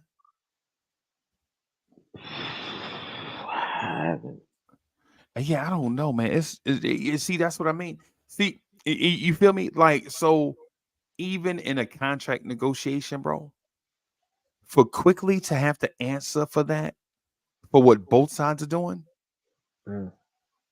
seems soft to It's me. it's it's a little soft, but there unfortunately there's no like league mandate that forces GMs to speak. So a lot just don't. Right. Well, particularly on Rose just doesn't. Some do. Some are very forthcoming. Right. But I think it's gonna be one of those things where quickly just says my agent handles it, and I'm just here to play basketball with my brothers, this and that and the third. You know, he's gonna keep it very s- like contrite and concise and straightforward because Because the meat he's shown like he's not gonna be one of those a guys at least on distraction. paper. Yeah, He's never been a distraction. he's not gonna try to be a distraction, even though it may be like an underlying thing bubbling. But he's Right. probably one of those guys. I'm just making this assertion that uses that as fuel. So I have like no doubt he's gonna play the best basketball of his career Right. if given the opportunity. My thing, man, is in a situation where somebody from the organization could have easily have said, "Hey, this is a complicated matter. We choose to keep it in house. We're just gonna operate in the non-basketball windows and do what's best for our basketball family, I would have been okay with that. Mhm. But now what's going to happen is, because the thing about it is if they handle that, then the New York media has no other choice but to accept that and go digging and scratching somewhere else. But when you do it this way, the New York media is going to find something somewhere. There's going to be a lot of contradictions. The New York Mm. media is unlike media in other places where you can say it's not Oklahoma City where you can say one thing and the community embraces it. I don't think that's going to be the case, man. I'm Mm. hoping it's not the case, but a lot of things have been handled very clumsy. Even RJ Barrett's extension. You remember RJ Barrett's extension? Yeah, it was pretty awkward. Yeah. It was Yeah. like, oh, are we gonna trade, no trade? Okay, sign RJ. Yeah. Like he Yeah. was being used as a bargaining chip, and I feel like that's probably what Quickly is probably being used as a bargaining chip in a trade. Right. And if it doesn't happen, then we just give him what he wants. Right. Right. And then and see, and then the thing is the superstar names that everybody mentions, what the Knicks have to offer is not a good fit for the teams with the star. Yeah, because when you like the only star that might be a needle mover, you kind of have to have the roster around them because there's no perfect superstar. You got to have like it. For instance, if we were to make a trade for a guy, it'll be until the next offseason where we have the requisite moves to build around said guy Right. Right. correctly, or until the Right. next trade deadline. Right. Because I mentioned before, like trading for a guy, regardless of level of play, it's very rare that a title contender trades for a guy mid-season for Right. a guy that is a considerable talent that can push the needle and move forward. It's very Right. rare that that happens. Like it's last I don't know last 20 years. I can only think of Rashid and Powell. For the most part. Yeah. That's it. That's it. That's it. And then those two players did not have those the franchises involved did not have competition, No, right? It was only the Lakers figuring out what they were going to give for Powell, right? Rashid with Detroit, it was not like Indiana was trying to trade for Rasheed Wallace. They were not, no, even though Indiana was the better team at the time, right. right? It was only Detroit looking to acquire Rashid. We knew that. Mm. You know what I'm saying? In this case, when a superstar becomes available, there are numerous teams in the same boat as the Knicks. The Sacramento Kings are in the same boat as the Knicks, right? The Miami Heat may be in the same boat as the Knicks. I mean, there are a number of teams that are in the same point as the Knicks, man. So, and then plus two, what superstar best fits what the Knicks are looking to do, right? Are you Dre, are you set on Joel Embiid?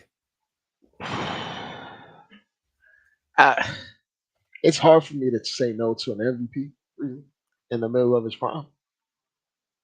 At some point, it's like a risk reward scenario. It's like at some point you got to get a high caliber talent on your team, like top five type talent. And sometimes you got to do it by hook or by crook. But it has to happen at some point. But I think what the Knicks front office is trying to do is have its cake and eat it too, and they're trying to like find this mythological perfect superstar that fits what we already have And it's here, and not. that's not realistic. No. It's just You know what I just think is doesn't gonna happen. happen? You know What? what I think is gonna happen? What? And I was thinking about this. We out walking the dog, and it just hit me. Yeah. If the Clippers acquire James Harden, the team that is best suited to trade for Joel Embiid is the Brooklyn Nets. Ooh. Because they can give up Nick Claxton. Man, Nick Claxton will never be Hey, Joel Embiid. they not thinking about that. The He Claxton will ain't. go But immediately. They got but picks too, but and, most of them are the Sixers. yeah, hello, You trade them back, hello, you and can have them and back. Phoenix. Oh yeah, for Durant. Yeah, and Dallas. Well, they got one from Dallas. They got and a Dallas pick, and they have their own picks, right? Well, every other year they're on because they gave up some for Harden. For Harden, yeah, Yeah, they gave up yeah. a couple for Harden, but they But still but have but they what still they have a do, Durant pick. So yeah, still. but what they do have is a lot of young, bouncy wing players on that roster, Mm. right? If you take Cam Johnson and Noodles, Mikal Bridges off the table, right? You're like, you're not getting Noodles, you're not getting Cam Johnson, but everybody else, you're talking about Nick Claxton, Dorian Finney-Smith, Lonnie Walker, all these wings, the young guys they just the guy from Alabama, the guy from Duke, um, all these first round picks, um, um, Dennis Smith Jr., who's a fine point guard, by the way. But Um, I'll say this: if you're like omitting Mike Howell and Cam Johnson, like their wings are solid, but those are the wings you want to pair with a roster that's already ready to go and win. Like Dorian Finney is not the wing that you take when you rebuilding. Dorian Finney is the wing that you take when you got two stars ready to go and he's just plug he's and play. Trevor Ariza without a jump shot in my mind. Yeah. In my mind, and they're not the same build, And but they remember have that dog in them. Dorian Finney ain't young. He's 30. Yeah, yeah. That's why I said Like, Trevor Ariza. yeah, like Royce O'Neal, like he's 30 as well. Royce O'Neal. I forgot about Royce O'Neal.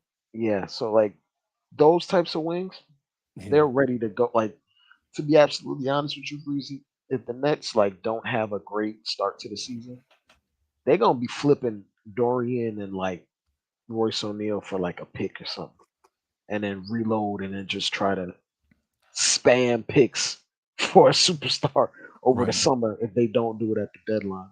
right, right. But Yeah. they're in a pretty solid position in terms of Are the flexibility. Brooklyn Nets better than the Knicks right now in your mind? No, no. Chat is. What do y'all think? I don't think so either.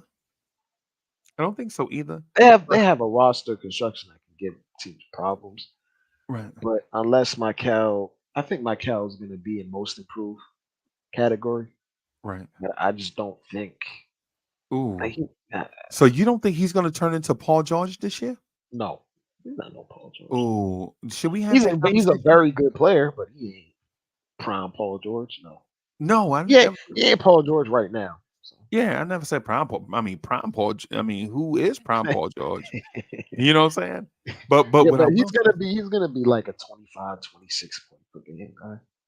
Good efficiency, I think that pretty man is good going to be defense. 25, 8, and 5 is what I'm thinking. I don't think he's gonna get those assists. He might get the rebounds. Though. To me, he's just not that. He's just not a natural playmaker where I could see him getting 5 or 6 assists a night. I could Right, see him getting 3 or 4 maybe because it's just his usage. right. But he, But I'm like, not but you I'm need not like asking him to ball. be that though. I Okay. think he is going to be that because of the type of defense they play. Mm. Right, not because he's going to be John Stockton in the half court. And they're gonna be swarming and getting out in Swarming transition. D. It's like you remember Stacey Augman, how Stacey Augman used to get assists. She's like, huh? Where Stacey Augman gets 4 assists from? Now, you know what I'm saying? Not that type of Yeah, I'm talking yeah, about yeah. that. What you're saying from a team Yeah, yeah, concept, and yeah. because they're gonna be moving the ball. So, Right. but Right. And their I think defense is gonna be Michael's gonna make the All Star game. Though. I'll say that. I eh, think he's gonna make. I think he's gonna be their only All Star. over Brunson. No, not over Brunson. I just think he's going to be the Nets' only All Star. Like he's Oh, going to make Nets only All Star. I thought you said over Brunson. Okay, no, no, okay, no, no, no, no, no. okay. So I got he's gonna be their only All Star. But I think he's going to get like 25, 25, 5 and 5, 25, 5 and 4, something like that. I know that his With elite defense took a defense. precipitous drop off Yeah, well, last yeah. season. Well, if you're like a hub on offense, it's almost impossible to play elite defense So and, so and so score a lot. two-way wing is a myth. Let me tell everybody that right now. I just It's want to let everybody. un- It's a it's a myth now. it's a myth unless you're a generational talent. Right. That's what I was gonna get to. Some players are two-way players because they are an elite defender, and then offensively they're next to a juggernaut scoring machine, and they're the second option. Yeah, Right. or Right. third option, so they can just score Right. efficiently. Like a Scottie Pippen. Yeah, Right. Like a Paul George next to Danny Granger. yeah. You know what I'm saying? Like a Paul George next to Russell Westbrook. Like a Paul George next to Kawhi Leonard. I could give you one right now. Chris Middleton before he got all those injuries. Yeah. He played Yeah. defense at a really high level and got an efficient 20 because Giannis is flanking him on defense, or so he can be aggressive on defense. And Right. Giannis is Giannis on offense, so he can get those easy shots. Giannis is Giannis, bro. Did you see the extension he got? 62 mil a year for the next 3 years, Man, what are we talking about, bro? and then he can opt out and get a longer extension after after like 2 years. Man, what are we He's talking? Yo, man, look, when dudes make when athletes make $62 million a year, I'm in the wrong profession, bro. God knew not to make me 6'8". I'll just say that Right, right, much. right. Man, listen, man. Yo, JJP is in the building. What's good, man? Salute. But yeah, man. Um,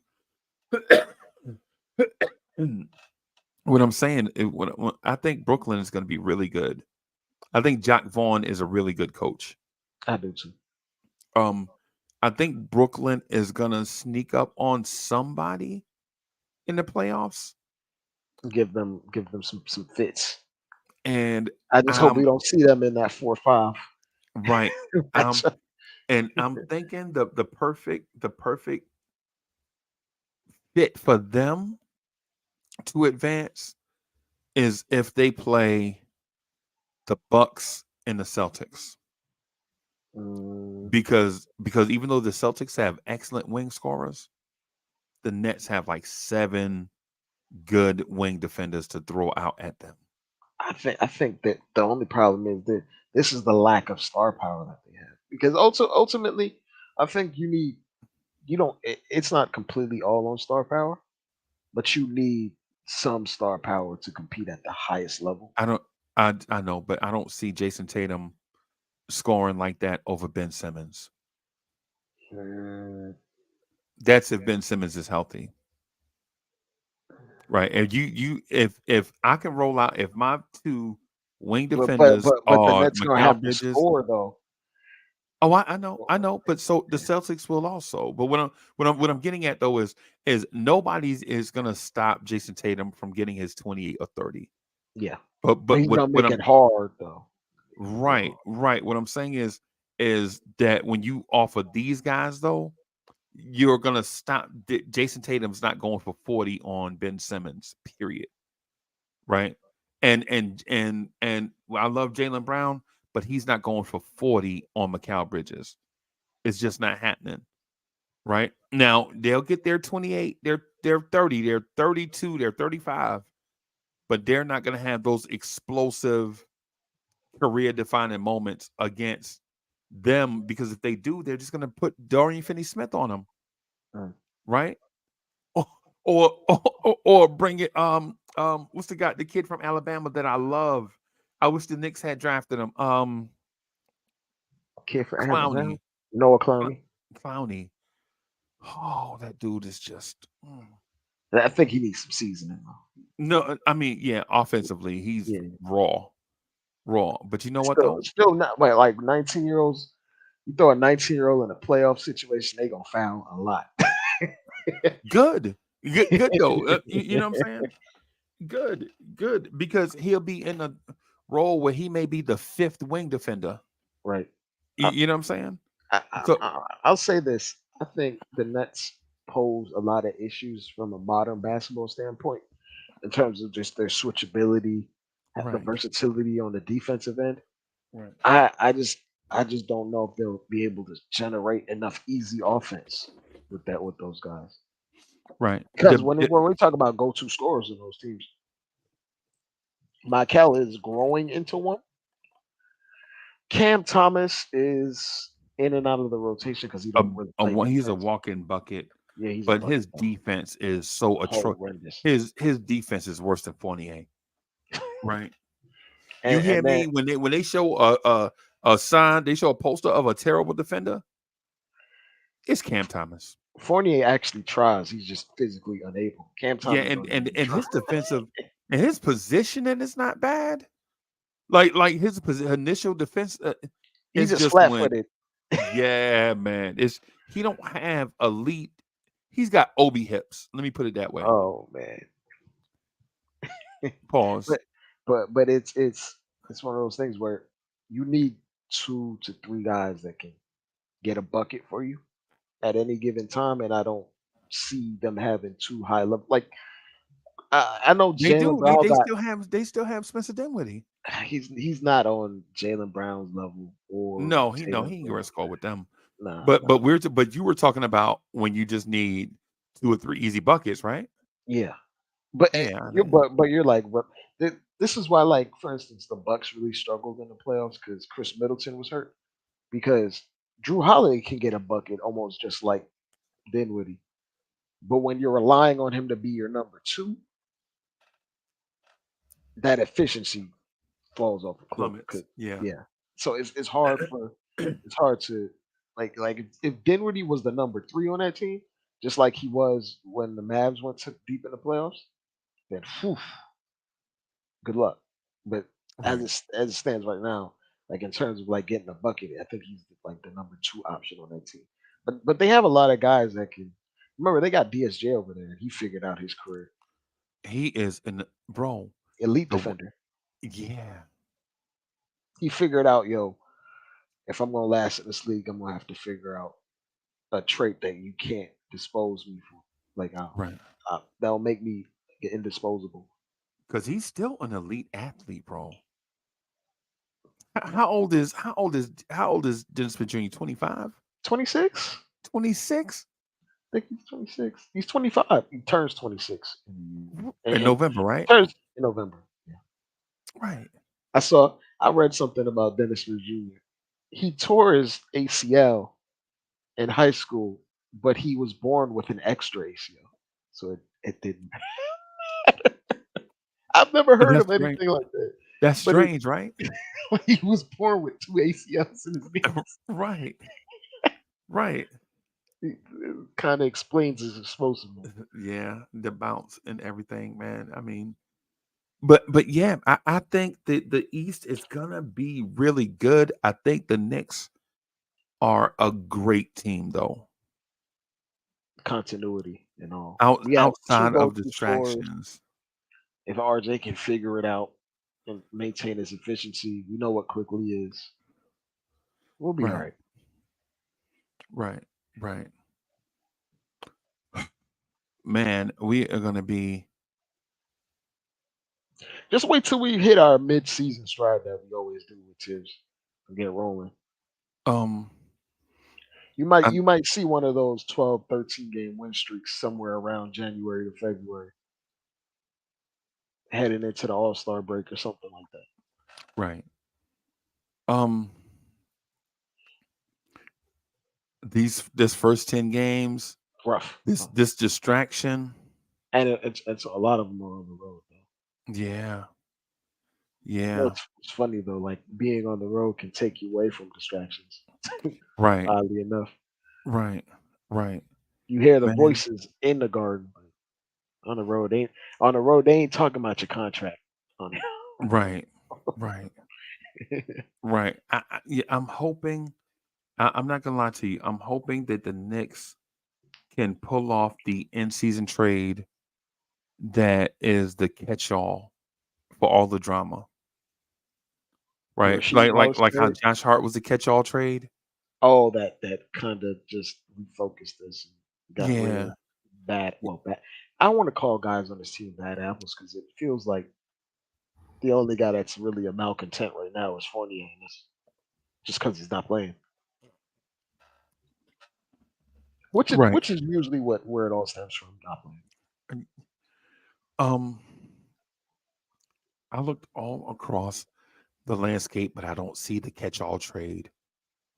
Because And if Knicks fans think Toronto is going to trade us OG Anunoby after the Knicks taking them to the Superior Court, Freezy, that man Masai will let him go to free agency before he trades him. that man will let him retire first. You know what I'm saying? We've seen multiple guys where he would just let them go before he trades them. Like he let them leave for nothing, like Kyle Right, Lowry or Fred right, VanVleet. He will right. just like, yo, you can go, man. I'm not even I ain't tripping even on gonna it. send you to Siberia. And OG's gonna get a contract. He's gonna get some big dollars. Um, Somebody's gonna offer him 170. easy, easy. And OG is not a spring chicken either, He's like 26, 25, 26. is he? He got some miles on him, but he's not old. He's from Frank draft, right? He was in Frank's draft. Yeah. Yeah, he's Okay, 26. okay. So he's trying to get a contract to take him through his prime. So he's Right, gonna look for the big dollars. the The bag. four the 4 or 5 years, 170, 180. Jaden McDaniels got 5 for 135. So I can only imagine what OG gonna get through his prime. Bro, when I saw Jaden McDaniels extension, I I was looked like, at I can formulate in my mind what they were trying to do with it because the 3 and D wing, the versatile big wing that can do a lot of things. I've seen him at times when he's right. He looks like he does alter games with his defense, right. and his offense is coming around. So what they're trying to do is like bank on his ascending nature because he's 23. They're trying to bank on him outplaying $30 million a year, which is possible when you see the cap go up. Because in 2 3 years, $30 million for Jalen Be McDaniels is nothing. not good, nothing. It's going to be like how we view $20 million right now. Right, So right. it's one of those things where the numbers just seem so astronomical just looking at it for right now. But then when you look down the line and you just like for instance that Tobias Harris deal 4 years ago, it's like why would you give him that much money? You turn around and look now, Jeremy Grant is getting that money right now. Easy, nothing. In the first year. Yeah, Yeah, and that contract will be viewed as tradable in a year, right, one right. year. A year from now, a contender will come calling the Blazers like, "Yo, I'll give you a pick and a young player for him because he's an athletic wing that can guard players and shoot 40% from three." And that's just the They final piece already that got I'm him missing. replaced. They got him replaced already. They moved Robert Williams to the 4. Did you hear about that too? Is he starting? He's gonna start at the four? I don't know. I heard I was watching YouTube. I saw some Robert Williams at the 4. Get out of here. I don't know. Because Cause I he think don't dribble. I'll say He, this: Robert Williams has he can pass from the high post and from the elbow and from the wing extended. He's done some of those things for the Celtics, but nah, man. but he did that with veteran playmakers. Remember, Portland is super young. Yeah, he's not. He's gonna be the back. In my mind, he's gonna be a backup five that plays like maybe 20 minutes a night. He might play some minutes next to Aiton because Aiton is a skilled big, Right. like maybe 4 or 5 minutes in like overlapping minutes. But I think the I think league I is think going. he's I think Yeah. he's a prime trade candidate at the deadline. I think they're gonna trade him. Robert Williams to Whoever needs a defensive big, energy big. yeah. Because I mean, he's shown he can bring something to a winning organization. If as long as you When have he's the other healthy. pieces around, yeah. When he's healthy. The thing is, he's rarely healthy for Yeah. 60, 70 game stretches. No, he's never healthy. He plays 50 games a year if you're lucky. Right. Right. I But don't when know, he man. plays, he's definitely a defensive anchor. Athletic man, give me some boards. But Right. Right. mm, I don't know, bro. I don't know. Somebody asked me what the ideal trade scenario would be for the Knicks. The ideal for me, the ideal trade scenario is Mitchell Robinson for Wendell Carter Jr. oh, you know what would be the perfect big for this roster for you? Well, Wendell maybe Carter not perfect. Jr. I was gonna say Jaron Jackson, but he ain't going nowhere. So No, he ain't going because what's the name is out for the year. yeah. They're gonna run a lot of that offense. Like Jaron's gonna average 20, Yeah, 20 and like 8 he's with gonna like be 3 blocks. he'll be the most improved player because um It's gonna I be think him Williams and out that for guy the from the Nets. Him and Michael gonna be up there for most improved. year. So you don't think Quickly can be in that conversation for most improved player? The only way that can happen, Freezy, is if someone went down and he had to play 60 plus games at 32 minutes a night. Highly featured, heavily featured. Because when you talk about most improved, those guys average 20 plus points per game. They It's may gonna be they have big point jumps. yeah, the big spikes. Right. So Right. So so like Quickly was at 14.9. If Quickly gets to 21, yeah, then he'd be in that conversation, but that would require because remember in this team we have a lot of mouths to feed. Like RJ's gonna want hmm, his 20. You know what I'm saying RJ wants to get his 19, 20. RJ Brunson's wants to be gonna a 20 point per game scorer, bro. He ain't that guy. he's not, The but fourth best player on your team is not going to be a 20 point per game scorer. it's just not enough ball to go around. And Brunson is gonna want his 26, 27.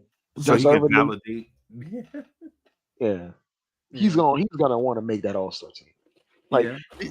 Brunson could talk like he has no ego and this and that and the third. No, he does. But you already know. You know. If You know. you get to this level in the league, how much work you put in, you deservedly have an ego if you become that good at your craft. Right. Well, a lot of time you get that good because you do have an ego.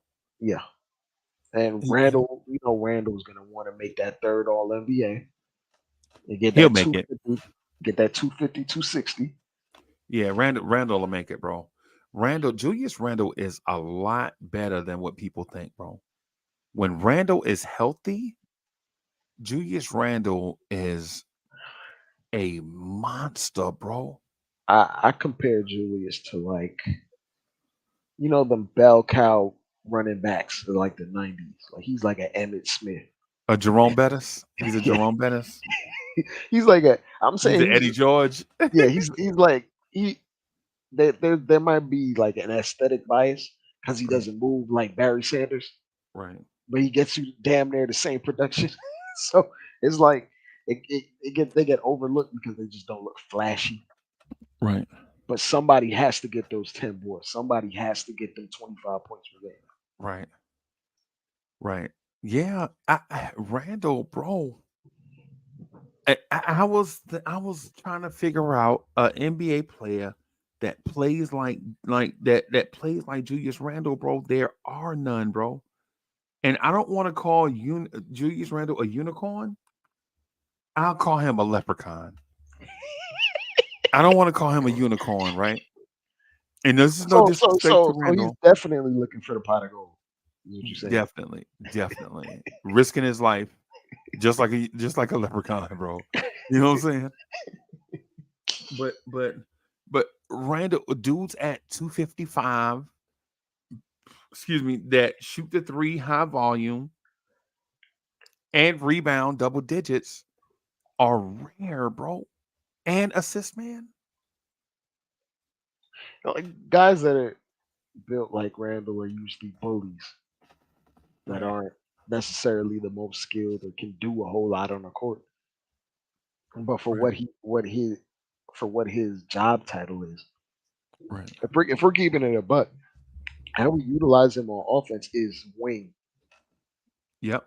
He's Yep. power forward, but he's definitely he puts the power in power forward. But if you go around the league, how he's utilized no different than how Kawhi is used Do you remember? on offense. That is, Do you remember the mighty fourth seed year, the year we played Atlanta in the playoffs, yeah, and Randall dunked on Zion and was pointing at the floor like I started this. You remember that, yeah. bro? Randall at times. I'm gonna say this, and I know Cat's gonna be like, Uncle Freezy takes stuff too far, but Randall at times as a Knick, at times has been the third or best power forward in the NBA at times. Third best power. Yeah, of course. Yeah. And I'm talking about the entire league. I'm not talking about in the Eastern Conference. Yeah. There's I'm talking Giannis. about at times, and for long stretches, for like 40 or 50 games, like the game where RJ hit the game tying 3 against the Lakers. Mhm. Randall roasted Anthony Davis in that game. Remember, and people be like, well, Anthony Davis was probably hurt. No, Anthony Davis had been back from injury about 3 games, and Randall was saucing him. Randall And usually just, always has good games against Anthony Davis. yeah, man. Yeah, at times, Randall is the third or fourth best power forward in the league. And I'm talking about with everyone healthy. Yeah. You know what I'm saying? Our thing is since he's not a natural 3-point shooter, sometimes his offense goes in the tank. And no, Right? freely, if Randall was right-handed, I think people would look at him differently. You mean perceptually or Yeah, or perceptually. okay, okay. Like if Because of course we look at it. No, I got you. Okay, I'm following. it's like if you were to watch Randall's highlights, like the video was flipped, Right. he looked at his jumper and it was coming out his right hand. I think perceptually it's just it's jarring to see a man that big, Right. but he's shooting with his left hand, Right. going ISO, crossing up Right. wings, trying to dunk on him. Right. It throws And the people off. irony is, when you see him stand alone, he looks skinny, right? But then when you see RJ come up to him and talk to him, you're like, damn, Randall is huge. It's staggering when you see them in person, like at the Right. games when they walk next to other basketball players. Because when Brunson walks over to Randall, Brunson looks like a child, Right. and Brunson is not the tall. He's still six. He's still a 6 foot man. Yeah. he, Yeah. he looks like a baby next to him. Right. So with me, I hey chat. So I tell y'all this. So me at about 6'5" and a quarter. So with shoes on, I'm like 6'6.5" or something, man. I don't know. With a hoodie on, I'm like 6'7" or something. I don't know. Right. About 353, 355, something like that. Yo, when I stood by Randall, bro, I saw Randall was probably about 20 feet away from me. I was like, yo, that cat is huge. Right. And the people looking at me like, I know you ain't talking. You know what I'm saying? You know what I mean? Randall is a huge, huge guy, bro. You know what I'm saying? For him the other night when he dunked on Muscala never saw that coming, bro. He didn't expect the hammer, bro. Gallinari, when he Guys bounce off of him. By the way, they bounce off right, of him right, when he decides to go downhill. right. Yeah, man. I mean, bro, I ain't gonna lie to you, bro. Randall, he's that guy. Now, I saw Paolo Banchero. He's bigger. And it doesn't make sense because he's like 19, 20. So him, Paolo, when he gets to Randall's ages, when he gets cut up, when he gets through NBA I think training, he's gonna be the best player in the NBA, bro. oof. I disagree with everybody People are telling me like the best player in the NBA debate rages, right? Because some people think it's going to be Luka, right? Luka is going to be the best player in the NBA for the next 6 seasons. I've even heard Anthony Edwards. Once Anthony Edwards gets shredded, because now he's still bulky, but he's But he still an still elite got the athlete. baby fat. Like Right, right. he's not eating like how He he still should be looks eating. he still looks 240 to me. Yeah. Right, 6'5", 240. That's what he looked like to me, right? Mhm. But Paolo, no lie, Adam and I think Cormega was there, and I think Cover the Spread was at the game we went to in Orlando, Mhm. where Paolo backed up out of a defense and isoed Grimes and didn't commit to a move, just used burst, first step quickness to get around Quentin Grimes. And as soon as he gets even, he could just make defense Gone. bounce off of him. He's just Bro, when I tell you that he went around Grimes, and Grimes is the most physical defender we have, right? When he went around Grimes, Grimes didn't even touch him, bro. Paolo is gonna be Paolo is something. Paolo has the physical abilities that we think a Zion has, right? But Paolo is like where Zion has flat out foot speed an of a little explosiveness. person. Paolo is Man, just a fluid, big guy. Like he shouldn't be that fluid to be right, 260, 6'10". right. He moves like a 6'10" bigger Grant Hill. He That's him. Grant Hill at center. Now I know Paolo's not a center, right? I But know he's six. Paolo's not a He center, has a center's body. but He's the same size as Wendell Carter, legitimately. yes. And when you see those two together, you're like, okay, that is a traditional big, and this dude here is a freak of nature, next gen NBA 2K lab player, Yeah, cheat code. yeah. That dude is now his basketball IQ. I think the only reason why he's not averaging 30 points a game right now is because his basketball IQ is terrible. I think that That's man could have something he has to averaged learn. 29 points a game as a rookie, 28 points a game as a rookie, but his basketball IQ is terrible, bro. It's terrible, bro. Yeah. But I Yeah, mean, you that feel, comes with time, and he's playing that with comes with time, though. That comes a lot of young players. right. It's that mix of basketball IQ and aggression, right? You overlook a lot of certain situations because you've beaten this situation at every level since you were 5 years old, and now you're in the NBA, and now you think you can just dunk on Julius Randle and Mitchell Robinson at the rim. Need a little bit of tact. Yeah, and so you try it. So you Yeah. go. So you go around, bro. He went. That's what I mean. Like that's the trial run. Like there's a reason. Like we all think Peyton Manning is one of the greatest quarterbacks of all time. Peyton Manning had like 30 interceptions as a rookie Yep. because he was just adjusting to the speed of the game, figuring out what works and what doesn't work. Right. And Peyton And Manning then didn't have a standout physical tool. Peyton Manning was the B+ student across the board. He yeah, didn't have any significant weaknesses early on. Even early on, he could run a little bit, even though he didn't want to, yeah. right? So the thing with Paolo is I saw him try to dunk on Mitch and Randall at the same time at the rim, right? And the person that was next to me, she's a Magic fan. She was like, "Yeah, I don't have anybody that can guard him." And when she said that, I was like, "Oh shit!" He just went around Emmanuel quickly.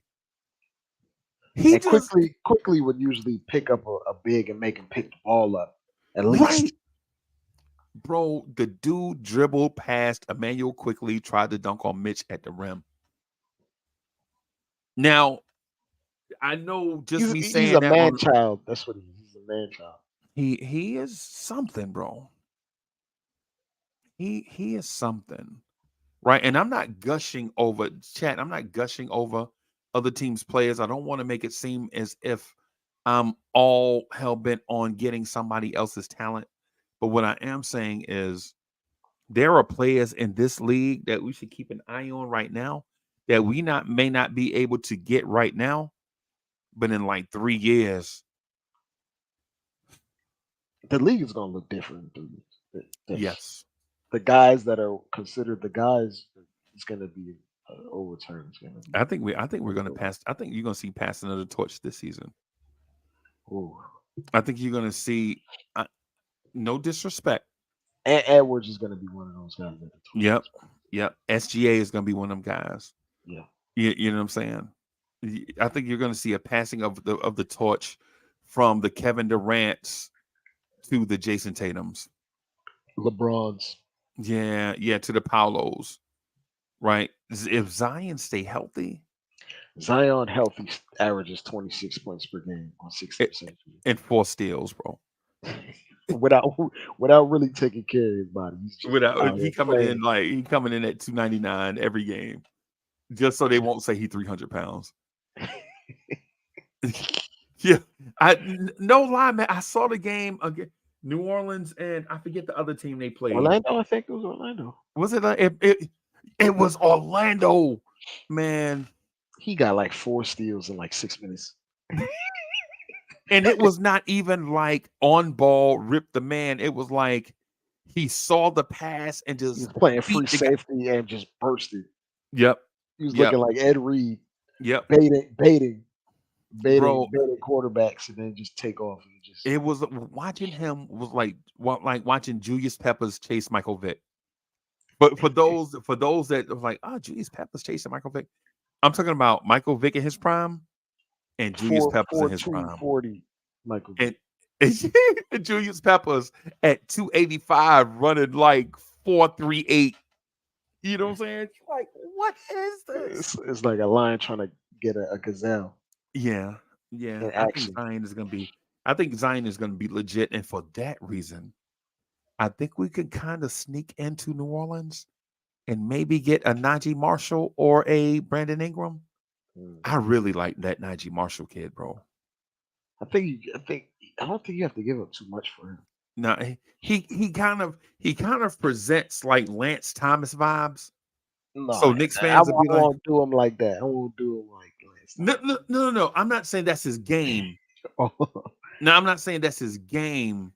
I'm saying so he gives you like the Lance Thomas type vibes. I'll do anything for the team. Whatever you want me to do, coach. Yeah, I'll play the 2 tonight. I'll play the 5 tonight. Type vibes. You know what I'm saying? But man, I think we can pluck Brandon Ingram. I was asking on that because I think that's the guy that the Knicks can go get. Emmanuel Quickley for Brandon Ingram, straight up. Well, we're gonna have to give him some picks. I'm not averse to it. I don't know. I don't know if the team would do it, but I would do it. Yeah, I don't know if you'd have to give up all them picks because we got to put a little bit of respect on Brandon. No, he's a great player, bro. Yeah. He was carrying that team, averaging like 28, 8 and 8 down the stretch. Right. Just dragging that team trying to make the playoffs. Right. But I think that was without Najee Marshall or Herb Jones. One of them was hurt. Zion wasn't playing either. And Zion wasn't playing either. Exactly. That's the point I'm getting at. Where it was cleared out for him to be that guy. And he started becoming a better playmaker.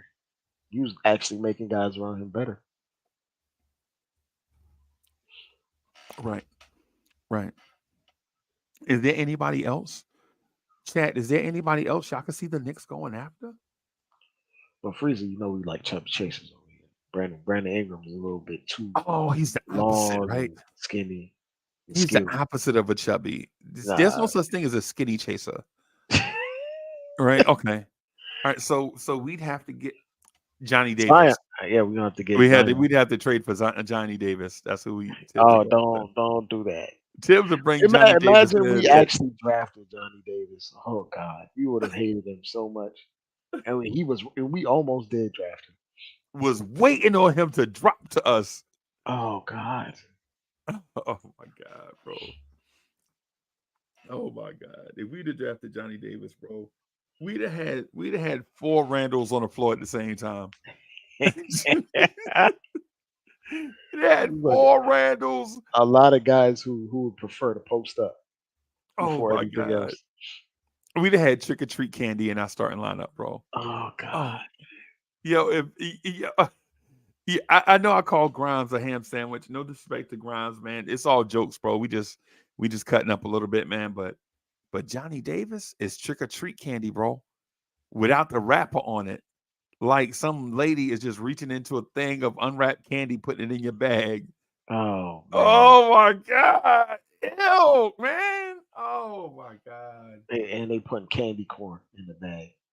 Oh, she's not even using a scooper.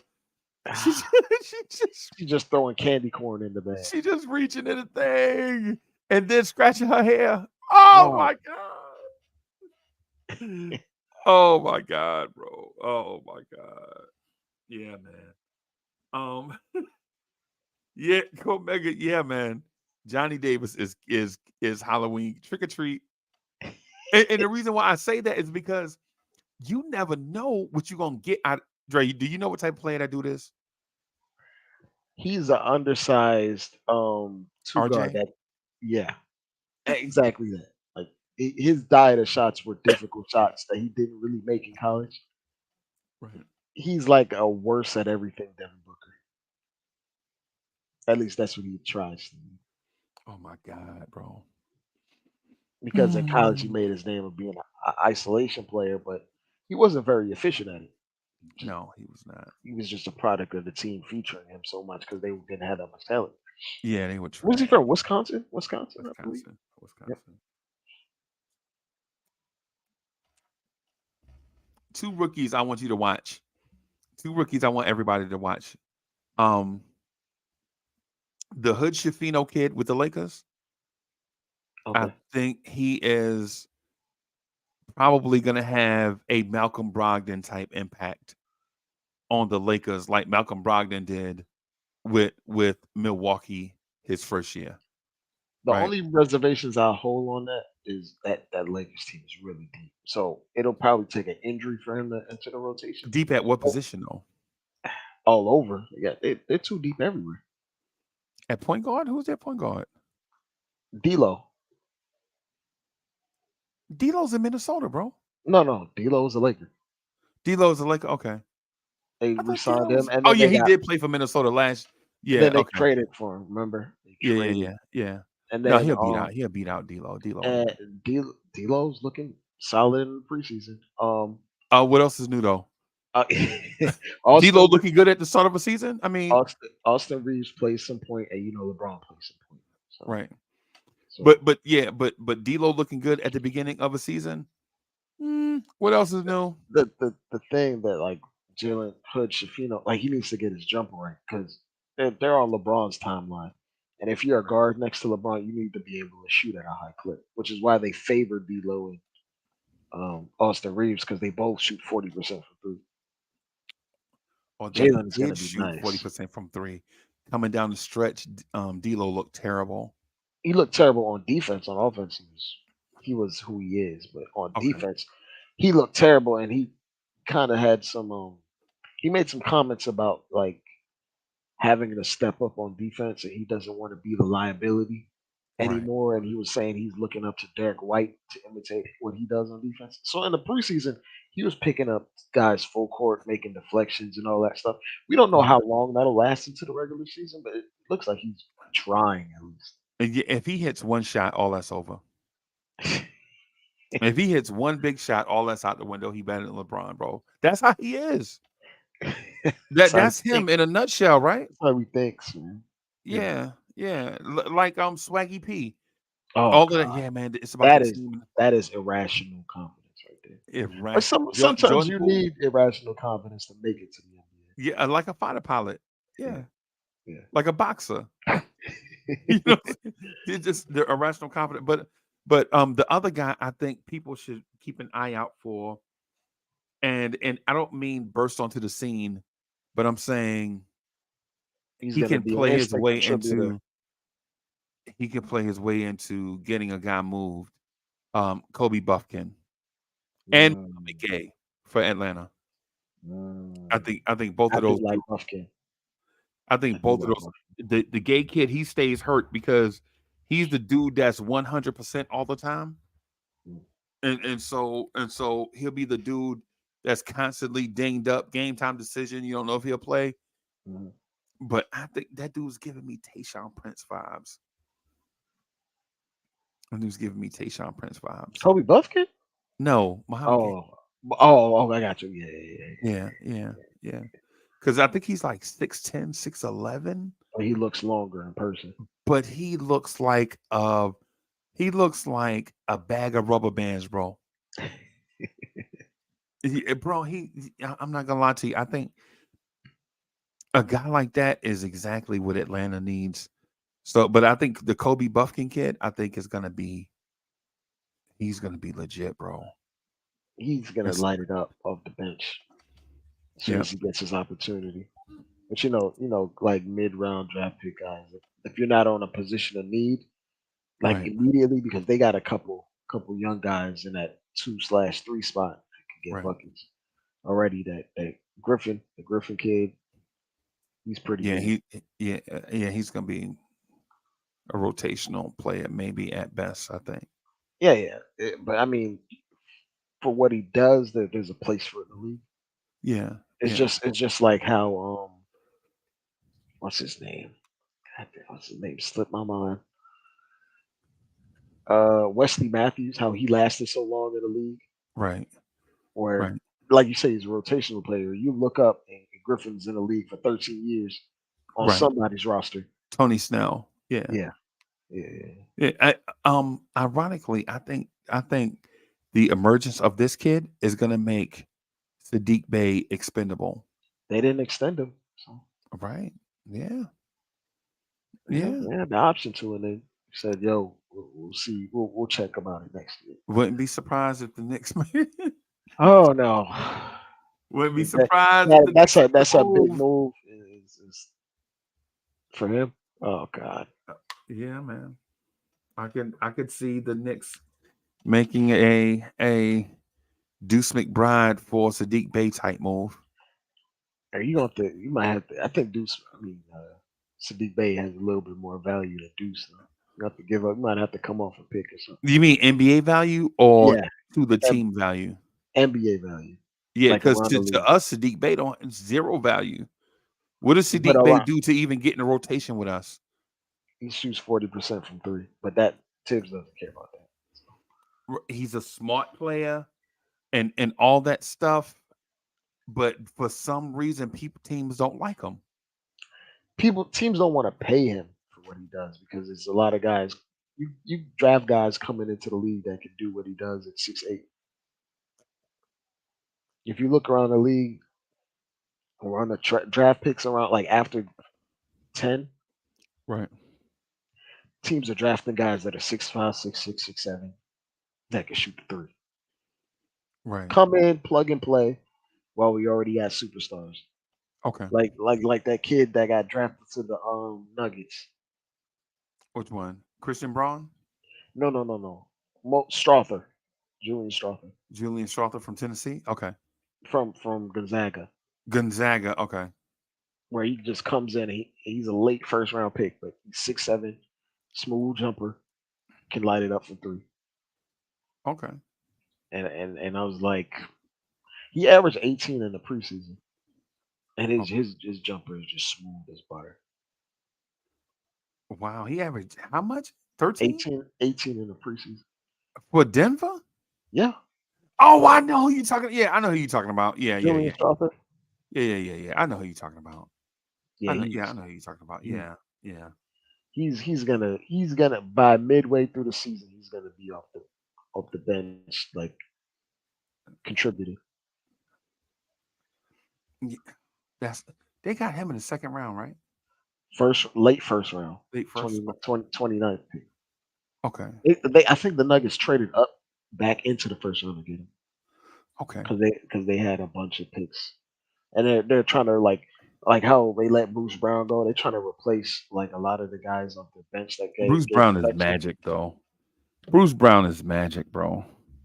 What do you mean? What do you mean by that? Um,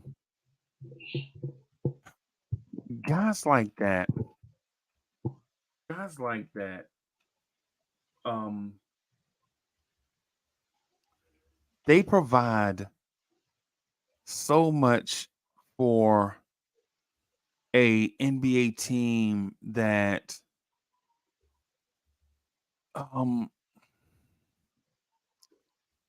is what he provides goes beyond what you normally require from a player. He sacrifices a lot. Like Yeah, he's a they willing asked him to be, passer. they asked him to be like a power forward, and like they told him, "Yo, you need to run pick and roll, and you're going to be the screener." Yeah, yeah, yeah.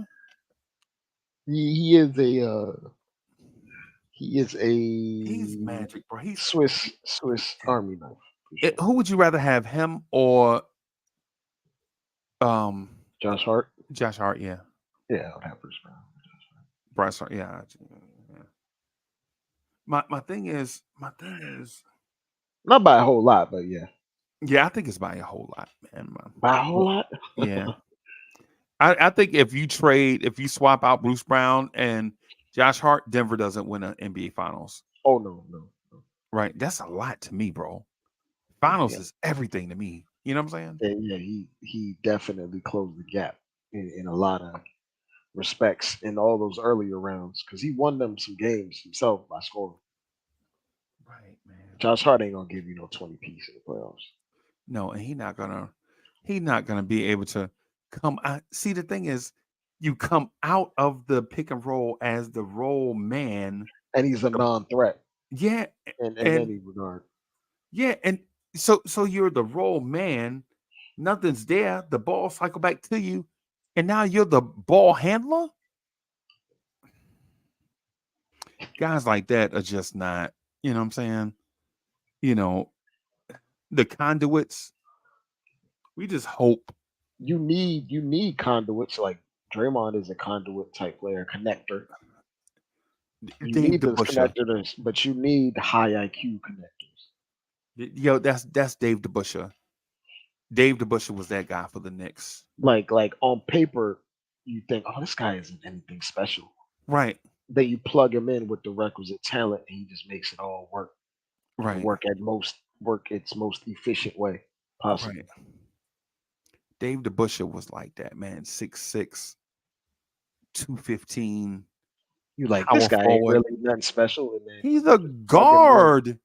then you plug him in, and this is like he makes all these things, all these moving parts fit together Right. because he does all the things that are unheralded or not really thought of. Like there's no statistic for you being the help man on a low man For repeatedly basketball and IQ. saving. Yeah, there's no counting stat for that. For Tayshaun Prince type dudes Yeah. that just are like a force field on defense. Right? He can guard Reggie Miller straight up, chase him all night around the floor. Right? Guard Reggie Miller, get switched onto Jalen Rose, no problem. I can guard Jalen Rose too. Right? Come Get back, come switched onto down, Jermaine protect the rim. O'Neal. Yeah, man. Yeah, bro. Yeah, man. Get switched onto what's my man name? Steven Jackson. No problem. You know what I'm saying? All the yeah, man. Yeah, man. Just a Ron Artest. Yeah, that's fine. Yeah, I got Ron Artest all night, be in his shirt all night. You know what I'm saying? There's no real counting stat for that outside of blocks and steals. And half the time, if you're playing great defense, you're not getting either. Someone else is reaping the reward of your steal because you made the stop. Someone else Bro, is coming over and getting the easy block because you made him adjust his shot to begin with. you finished the game with 9 points, 7 rebounds, 6 assists, 3 steals, 2 blocks, both of them off the fast break, both of them chase down blocks. You know what I'm saying? You like Yeah. what? Your description is that of a Draymond. Yeah. That is a Draymond box score, if I've ever heard one. Yep. Yep. Mr. Nine Triple six, single. 9, 6, 7, couple Right. steals, 2 Yep. blocks. Yep. Yep. But without him, you're probably losing by 27. Yep. Yep. And all three of them blocks that he got are all weak side rim protection blocks. Momentum blocks too. Right. All of them are Marcus Camby blocks, not the Dikembe Mutombo blocks. Yeah. Right. And I know people are, you know, I had a conversation with that. People are like, yo, who's a better shot blocker, Camby or Mutombo? Mutombo. Yeah. Right. And people are like, well, what Camby had such a, you point to Camby's numbers, but it's like, who's a better 3-point shooter, Steph or Clay? Of course, it's Steph. Steph does it in like way a different variety of ways. Way more. Right. And Clay has a higher percentage for his career, but Clay is getting those off spot ups. Right. Steph is creating that against a set defense. Against Right. team's number 1 defender. Yep. Yep. And no disrespect to Clay, because Clay's great. If Clay was a Knick, if Clay Thompson was a Knick, he'd be a top 7 Knick of all time, maybe top 5. Right. Right. And I know that sounds crazy because then you go Pat. But if you go look at his career statistics and his numbers, there aren't too many more guys more decorated than Clay in Knicks history. Yeah. Yeah. Yeah. So what's your prediction? Just real quick. What's your prediction for the season? Like win total? Everything. I just want to just real quick before we get out of here. I just wanted to get some stuff on tape. Like who's going to be the Knicks' best player this season? Brunson. Mm-mm. Let's play Brunson. Brunson's gonna average 26 this year. 26, 6 and 6. 6 and 4. Four boards. He's not going to 4 rebounds. Okay. Yeah. All right. I think Randall has his most efficient year of his Knicks career. Okay. He's gonna shoot near 50% this year. Okay. 49-ish, 50. 49, 50. Okay. I think RJ's gonna have an up and down year, regardless. Okay. Quickley's gonna be Quickley. I think, barring health or any issues, I think we went around 52, 53 games. 53 games? Health permitting. I think we have the depth and we can beat teams out in waves. But yeah, I think we can win 52, 53 games. How far is this team going in the playoffs? I think the second round. I think the problem is when we get to the second round, we're gonna run into the Bucks or the Celtics. Bucks or the Celtics. Because if you're trying to make it to like the finals, I'm assuming the Bucks or the Celtics are going to be seeds 1 or 2. Right. So you're gonna run into one of those guys into the second round. And I think the Knicks can finish 3rd or 4th. I don't know where the Sixers are going to end up at. I think, and I'm gonna be real with you, Freezy. I think the Heat bounce back and have a really good regular season. I think Tyler Hero is going to be the most improved player in the league. He's going to be up there. He's going to average like 25 this year. They need his scoring this year. I think that man going to average like 30. Did you see Pat Riley earlier today lying his ass off? No, I didn't see it. Pat Riley had like a press interview, and Hero was next to him. He's like, "We never had Hero in any trades. We were never trying to trade." I'm like, Pat Riley is from New York, bro. You can't trust what New Yorkers say, bro. so no, when he had that slick back here, he was up to no good, man. Pat Riley's from what? Hell's Kitchen? I can't remember where Pat Riley from. When I see Pat Riley, I always think Clinton. Right. So I mean, I don't know. I don't know where he's from. He said, yeah, this is what Pat Riley said. Heat had no interest in trading Tyler Hero despite Damian Lillard rumors. Hey, but you know, it might be the reason why they didn't get Dame, though. Nah, that's might not be. the reason. The reason why they didn't get Dame is because the Heat didn't have enough assets besides Tyler Hero. And also, like, Tyler Hero was not really a fit because if you look at their roster, they already got 2 guards, 3 guards really. If you count Shaden, Mhm. Simons, and Scoop. Like, what is Hero gonna do? And if you go statistically, Simons and Hero are identical statistically. Same points, same efficiency, same assists per game, same rebound. It's like they're almost identical on offense. So I think Shaden Sharp is gonna be Clyde Drexler, bro. I think he might be like Vince. I think he reminds me so much of Clyde Drexler. The reason why I think he's like Vince, he reminds me like his jump shot is like a flick of the wrist. 27 feet, he just throws it up there Okay, like nothing. Like his game, like he's explosive, but he has like that effortless explosiveness right. in terms of like when he gets going. Because like when Vince got going, he was coming in, dribbling down, getting to like 20 feet. He would just take a flick of the wrist jumper from mid range. Nothing you could really do about it. Bucket. How athletic was Vince? If Vince had Kobe's mentality, he would probably be like top 3 all time. Right. That's how explosive he was. No, I'm talking about athleticism wise. I, Is if prime Vince was in this NBA, he would probably be like the second most explosive guy besides Zion. Like if we're talking about straight explosiveness for size and athleticism, like do if you you were to calculate these things, like right Zion would probably be the most explosive for his size. Then it right would be Vince because Vince was a big 2 guard. He was a big 2 guard, but he jumped like he was y- 6'2". right? He was man 6'6", 220, bro. Explosive. Like if you made a 2 guard in a lab, it would be Vince. Right, right. Man, Because I because remember because watching. because I remember Michael watching wasn't that really dude. 6'6". Michael was really 6'4.5". Yeah, Mike Vince was ain't a six. legit 6'6". Yeah, Mike ain't. Yeah, Michael Jordan ain't. Yeah, and Kobe's not. Kobe wasn't either.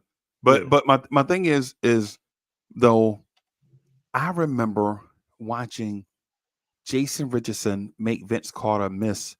Vince Carter's shot was off.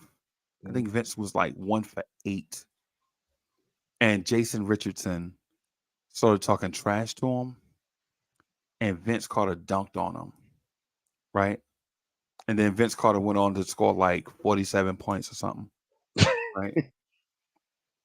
He just never Bro, had the motor. bro, when you dunk on Jason Richardson, bro, that like people forget about how great, man, random athletes on a random night, bro. Jason Richardson was about 6'6", 220, Yeah. right? Bro, Jason Richardson had hops out of this world, And it still wasn't like Vince. and it still wasn't like Vince, bro. It still wasn't like Vince, Because bro. like Jason Richardson had the explosiveness, but he didn't have the power Vince had. Yeah, yeah. This dude is like, yeah, yeah. But anyways, I'm gonna just say my prediction real quick in front of everybody, just to make everybody laugh. Mhm. So I think the Knicks are gonna win 61, 62 games, unless this quickly distraction thing is a real thing. Mm. If the Fournier thing is a distraction thing is a real thing, I think the Knicks will struggle to get to 40 something wins. Mm. Right? That's just how delicate I think this, how fragile this moment is. Right? If the Knicks don't get sidelined by distractions and no injuries, I think Randall and Brunson both make the All-Star game. And I think the Knicks do make the Eastern Conference Finals. And We knock out one the Celtics or the Bucks in the I don't playoffs? think I don't think I don't think either of those teams going to be. I don't think either. Nobody fears them except Knicks fans. You know what I'm saying? I think. On paper, they make sense though. On paper. But everybody outside. Oh, and I'm not saying I have deep sources, whatever. I'm just talking about when I talk to my family members who live in certain. You know what I'm saying? Mm. Nobody fears Boston, bro. Nobody fears Milwaukee except Knicks fans. right? I just talked to my cousin at the funeral Saturday. He was like, "Man, Boston." He a Lakers fan. Boston. I wish. He was like, he told me that the Lakers will sweep Boston in the finals if they get there. Right. My thing is I think we have to seriously give consideration to the other playoff teams in this conference and what they did to solidify their rosters. Because if we give credit to some, we got to give credit to all. Yeah. Even if it's to varying degrees. Even if you feel like Max Strus is not Kristaps Porzingis, right? Right. Max Strus though is not a core piece. Kristaps Porzingis is a core piece. Yeah. So that tells you Cleveland already had pieces in place. They just needed to add other additional And pieces. just guys to develop internally, because Right. like Mobley is an example of that. Garland is an example of that. Who would Like you those rather guys are have, still Mobley exciting. or Porzingis right now? Who today, Today. if healthy, Kristaps, but in a year, Mm-hmm. that Mobley kid is, oh, man. Matter of fact, Mobley might have like Mobley for him to hit his ceiling. Donovan might have to leave, and if Donovan leaves, Mobley's gonna turn into this 24 point per game guy, all NBA defense. Like he's gonna turn into like a bigger Chris Bosh. I think he's there now, bro.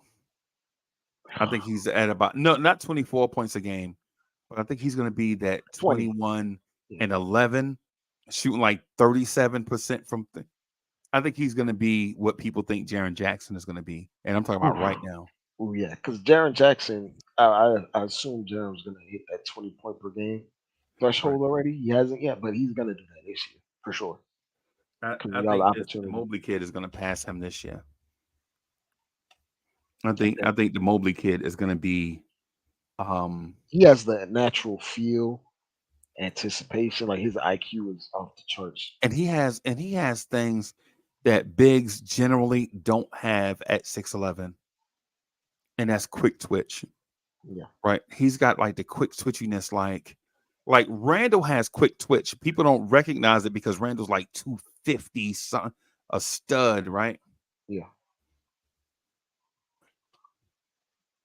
I think this dude is gonna be. I think he's gonna be it, bro. And gotta remember, it was just his second year last year, and he was already impactful on a playoff team. Now imagine it. Like once he keeps, I'm gonna say this for you. Once he keeps gaining weight, and they move off of that center that they have, and he plays the 5 full time as a walking mismatch. That's when he turns into that 24, 25 point game. Man, When he's the only big on the court, but he's patrolling the glass, protecting the rim, in the spacing the one-on-ones floor. with Chet and Vic and Oh, Paolo, bro. Bigs are, man. I'm telling you, bigs are on the you way, bro. got some X-Men in the league for you. I know. Some mutants. We got some. Yo, we have some mutants in the league. Well, the Knicks don't have any, but we got hard workers. yeah, we have Avengers. We don't have mutants, man. Like we can't just do, but ultimately, I think there's a pathway for the Knicks to make the NBA Finals. Mm-hmm. But it's got to be a 8-car pileup for us to get there. I It's don't gonna think be a battle of attrition to get across the finish line. right. I think some giants have to knock each other off in order for the Knicks to get there. I don't believe the Knicks are equipped to beat the best remaining team in the Eastern Conference throughout the bracket. Like I can't see the Knicks beating Cleveland, Milwaukee, Boston, all in back-to-back series. But if you get a favorable draw in a round or two, yeah, then like it's if Atlanta knocks off Boston, if Brooklyn knocks off Milwaukee, then excuse me, I think in an Eastern Conference Finals where the Knicks play Boston, I think we can beat Boston. but I don't think we could beat. We have to beat Cleveland and Milwaukee to And, get to Boston and then win. Boston, like, nah, that Yeah, that's because just too much. you run it through 6-7 game series at that Right. point, back to back to back, Back to real back to break. back to back. And And you then putting too much film. You putting too much film out there for Missoula and them to watch in order for you to, you know what I'm saying? yeah. So It's almost kind of like how the Hawks snuck up on the Bucks that one series yep, and almost won. yep, yep. Almost. Um, do you have any idea who the league MVP is going to be this year? Ooh, Luka, book it. I don't. This is the thing. Like, team success gets valued into MVPs a lot Right, more now. right, And I don't know if the Mavs are going to finish in the top 4 seed to get up there, bro. They want to give unless Luka. unless Luca averages like 35 a game, which is always possible. He's just that talented. Man, they want to give Luka the MVP so bad, bro. I mean, he was number one in odds last year Right. They want coming to into the season. give Luka and Jason Tatum and Luka want the MVP so bad, bro. Tatum's going to win it. If Tatum wins it, it's going to be off team achievement. Like the Celtics won 64 games, and Tatum averaged 29 on 50, 40, 85. Right. That's how it's going to happen for Tatum. Whereas Um, if Luca wins it, the Mavs could have a 6 seed, but Luca put up like 35, 8 and 8 every night, right. dragging a team that might have had injuries or what have you. Right. That's how I can Dallas is picture going to be Luca. good, though. I think Dallas is going to be good. But I think I'm not gonna lie to you, Freezy. I think Giannis might win MVP again. Nah. I think he might Giannis, win it again. you think so? Yeah, man. You like, this is team success. Right. Bucks win 60 games after the Dame trade. Giannis puts up the best numbers of his career because you know he will. Next to a I'm guy like that, will makes his life so much easier. Giannis is gonna average like 28 on 60%. I'm lost, bro. I don't see it in Milwaukee, bro. Chris The easiest, Middleton the easiest one is to say Nikola Jokic, but voter fatigue knocked him out last year when he and should have voting won for it see. last year. He should have actually been the MVP 4 years in a row, bro. In my opinion. Yeah. You know, it's funny. Like, it wouldn't shock me if Steph wound up there. And It wouldn't shock me at all. I think this is the year, bro. For Steph, Luka? LeBron, KD. I think this is the year. Oh, their last year at the top. Yeah. Yeah, I can see that. And all of them. I think it's going to be changing to the guard, bro. But you see why, like, all of them are gonna be on Team USA because I think they know it too. I think they know it too. Right. Like, Right. all three of them were like, "Yo, we gotta make this Team USA thing happen." Right. Because they see the finality of their careers right there. Bro, you talking about dudes getting drafted in 2008, 2009, Looking up to these guys. and it's 2023. Braun And is these still playing here in his 20. Right. In his 21st season, bro. Yeah, that's what I'm saying. Like there are kids that are born and they reaching eligibility to drink alcohol, and LeBron been in the league the whole time. Yeah, bro. I think it's because I think what people don't know is that some of these guys in these small markets, man, the Zions, the Paulos, the SGAs, the Chets, They want to be the Vicks up there. They want to be face of the league. Bro, the stars, all these aging stars in big markets, bro.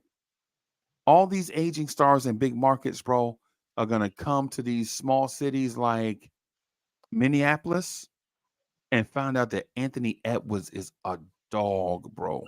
Paolo gonna put 50 on somebody head this year. I think Paolo can score 55 times this year, bro. If his shot is going, if that man's three, there's nothing you could do if his jumper going. Like, what are you supposed to do? Because then if you start honoring the three, once he gets even with you, you're not stopping him from finish it. Bro, he can go by any man. He can go by any defender in the NBA anytime he feel like it, bro. I saw him go by DeJounte Murray. Yo, come on, bro. You not telling me a man 6'10", 250 is going by DeJounte Murray. And DeJounte Murray, you don't know what kind of defender he is after the knee surgery, right? Before the injury, DeJounte Murray was You locked wasn't getting down. around him. You weren't getting around. Right. But now, man, man. You Bro. told you they told you they mutants, man. Bro, man, I'm saying, bro, in all these small cities except for DC have that dude. And DC not even, well, DC is small. It's only got 700,000 people, but But the man, market is relatively large in terms of right. They're a powerful market. They'll spend money when the team is good. It's like Boston. yeah. Boston's gonna spend money regardless, right? Because they stay good. But DC is Even like when the Commanders ain't good, they spending their money. right. Bro, yeah, man. I think it's the passing of the torch. Yeah. Kind of like 2000, 2001-ish, Yeah, where your Vince Carters and your Dirk Nowitzki's are bursting onto the scene. yeah. You know what I'm saying? Your They've Anton arrived. Jamesons, your Tracy McGrady's, your Grant. You know what I'm saying? Yeah. Bro. Yeah, man. Yeah, man. I see I think there's a pathway for the Knicks to make the NBA Finals. My only consternation is the Knicks have to hold it in the road. The Knicks control their own destiny. You feel me? Like it's not one of them things where Boston is gonna overwhelm us, in my opinion. Drew Holiday and Kristaps Porzingis, in my mind, doesn't make the Boston Celtics better than they were last year. To me, they're about the same. Right. To me, they're about the same. Milwaukee out here with Dame Lillard and Cameron Payne and Pat Connaughton and and, Oh and Chris man, Middleton and Brooklyn. Man, if people don't stop, they old as hell. if y'all Man. don't stop with this Milwaukee goal, man, if y'all don't, I think this is what I say for you. I think they have. Pat Connaughton and Cameron Payne, man, if y'all don't stop, I think they have 1 year of competing for a title, and that's this year. But after that, they're aging like very quickly. man, these dudes are so through, bro. These dudes are so through. It's like the Beatles in the early 70s, bro. Nobody want to hear Lennon and McCartney no more, bro. Y'all had y'all run, okay. You know what I'm saying? Cats is listening to disco. You know what I'm saying? You know what I'm saying? That's what it's like. Like the Beatles were great, right? The Beatles were great. The Beatles have so many great songs that when you hear the songs, you don't even know that it's the Beatles. That's how great the Beatles were, bro. But by the time disco got hit, the Beatles were washed. Mm. The Beatles were washed, bro. Your time is over, old man. Yeah. It's And no really- disrespect to the Beatles, because they had great music, man. They had the song "With a Little Help from My Friends" from the Wonder Years. it- What it's would it's you it's do? it's That's the it's Beatles. it's like when Rakim popped in. It's like the hip hop, the Melly hippie. That's done. gone. We In an instant. now we getting the actual lyrics and flows that Right. are right on top of the the beat, right on Right. top of it, with lyrics that make sense. They have a focus and a point and a meaning. Right. No disrespect to anybody, but the first time you heard Jay Dilla, the next time you listen to Molly Mall, you like Molly Mall's career's over. Yeah, this is This is it.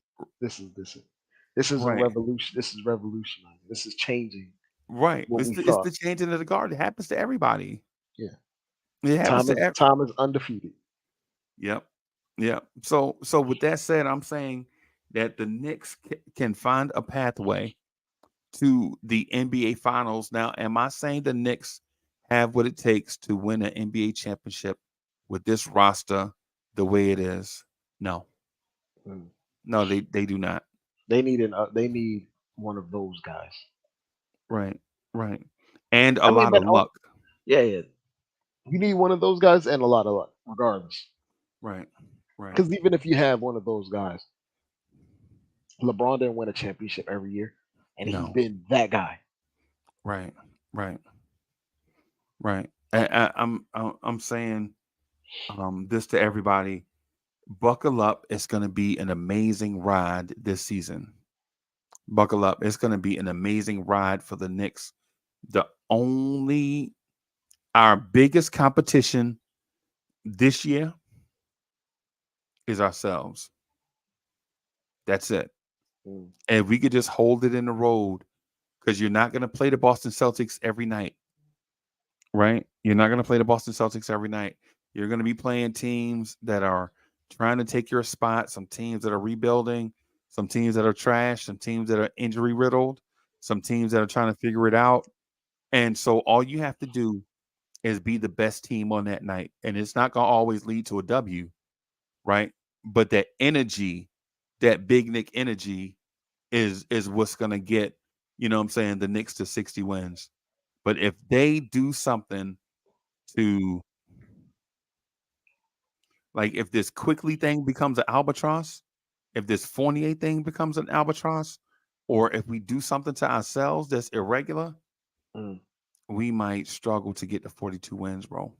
Ooh, I don't think it'll get that bad. Yeah, man. Yeah, man. It's a shame that it would. It's a shame, man.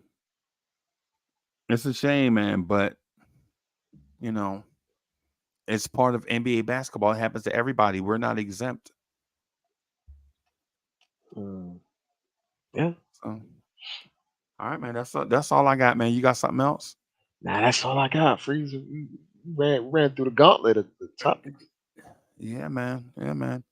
How about the NBA draft? Is that worth looking forward to? Already? We No, already no, no, in? no. I'm not talking about like fast forwarding the season. I'm talking about, you remember how this time last year we were still talking about Vic and the Thompson twins? Oh, right. And we're looking at Cooper Flag gonna be a problem. Yeah. I'm a big Cooper Flag guy. I'm not gonna lie. I like his handle in traffic. I like his explosiveness in the launch area. I like his motor, considering Right.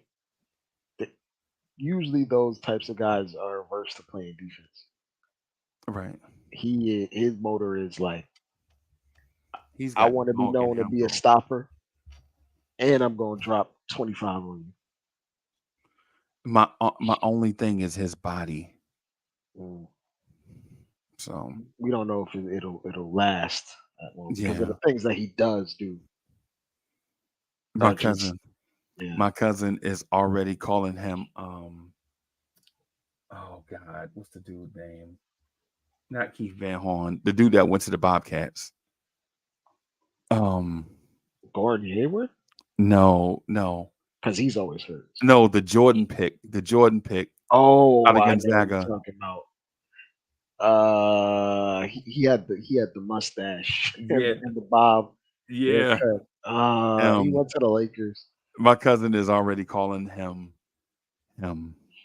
Oh man, Yeah, I'm not Adam saying Morrison. There we go. Adam Morrison. Yeah, my cousin is But he already had like an calling. illness, which is why he couldn't Yeah, really he's play. a type 1 diabetic. Yeah, So like he that's what couldn't derailed recover. him. He couldn't really recover because In he game, would in just be game is what really hurt him. he would just be gassed Yeah, after halftime. He was done. He couldn't play the third quarter. yeah. There's nothing you can do. I'm a diabetic. I can speak to it, bro. Once you hit that spot, ain't no coming back. Yeah, You know what I'm saying? You got to get some sleep, yeah, some rest. You know what I'm yeah. saying? So it But so doesn't much matter what type Gatorade of that shape you're in you either. yeah. So yeah, man. Um, I'm just gonna say this real quick um about the draft. I really like Hardwell's nephew, Stefan Castle, the kid going Mm. to Connecticut.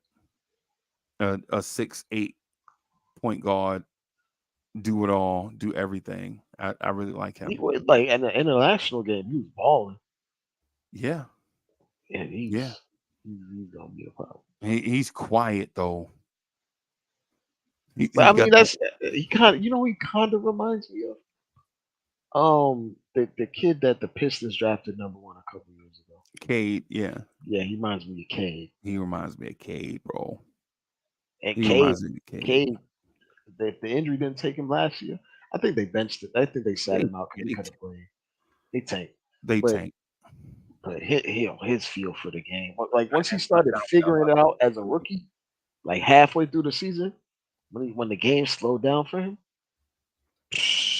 And when the Pistons got better too, because a lot of that was Cade was and playing bums. at a level here, and the Pistons were trash. Yeah, You know what I'm saying? Like he throwing passes underneath the rim, they go straight out of bounds. They look at Cade, they like, and then you look at a big that's on the baseline. You know what I'm saying? he's The not even defenders, ready. He's not even cutting. he didn't even cut to the basket. He just staring at Cade while Cade is fighting for his life. Getting dunk Yes. too. You like, yo, bro, you're a big that can't shoot. The defenders leave you alone. Cade You anticipate you talking about cutting to beef the stew?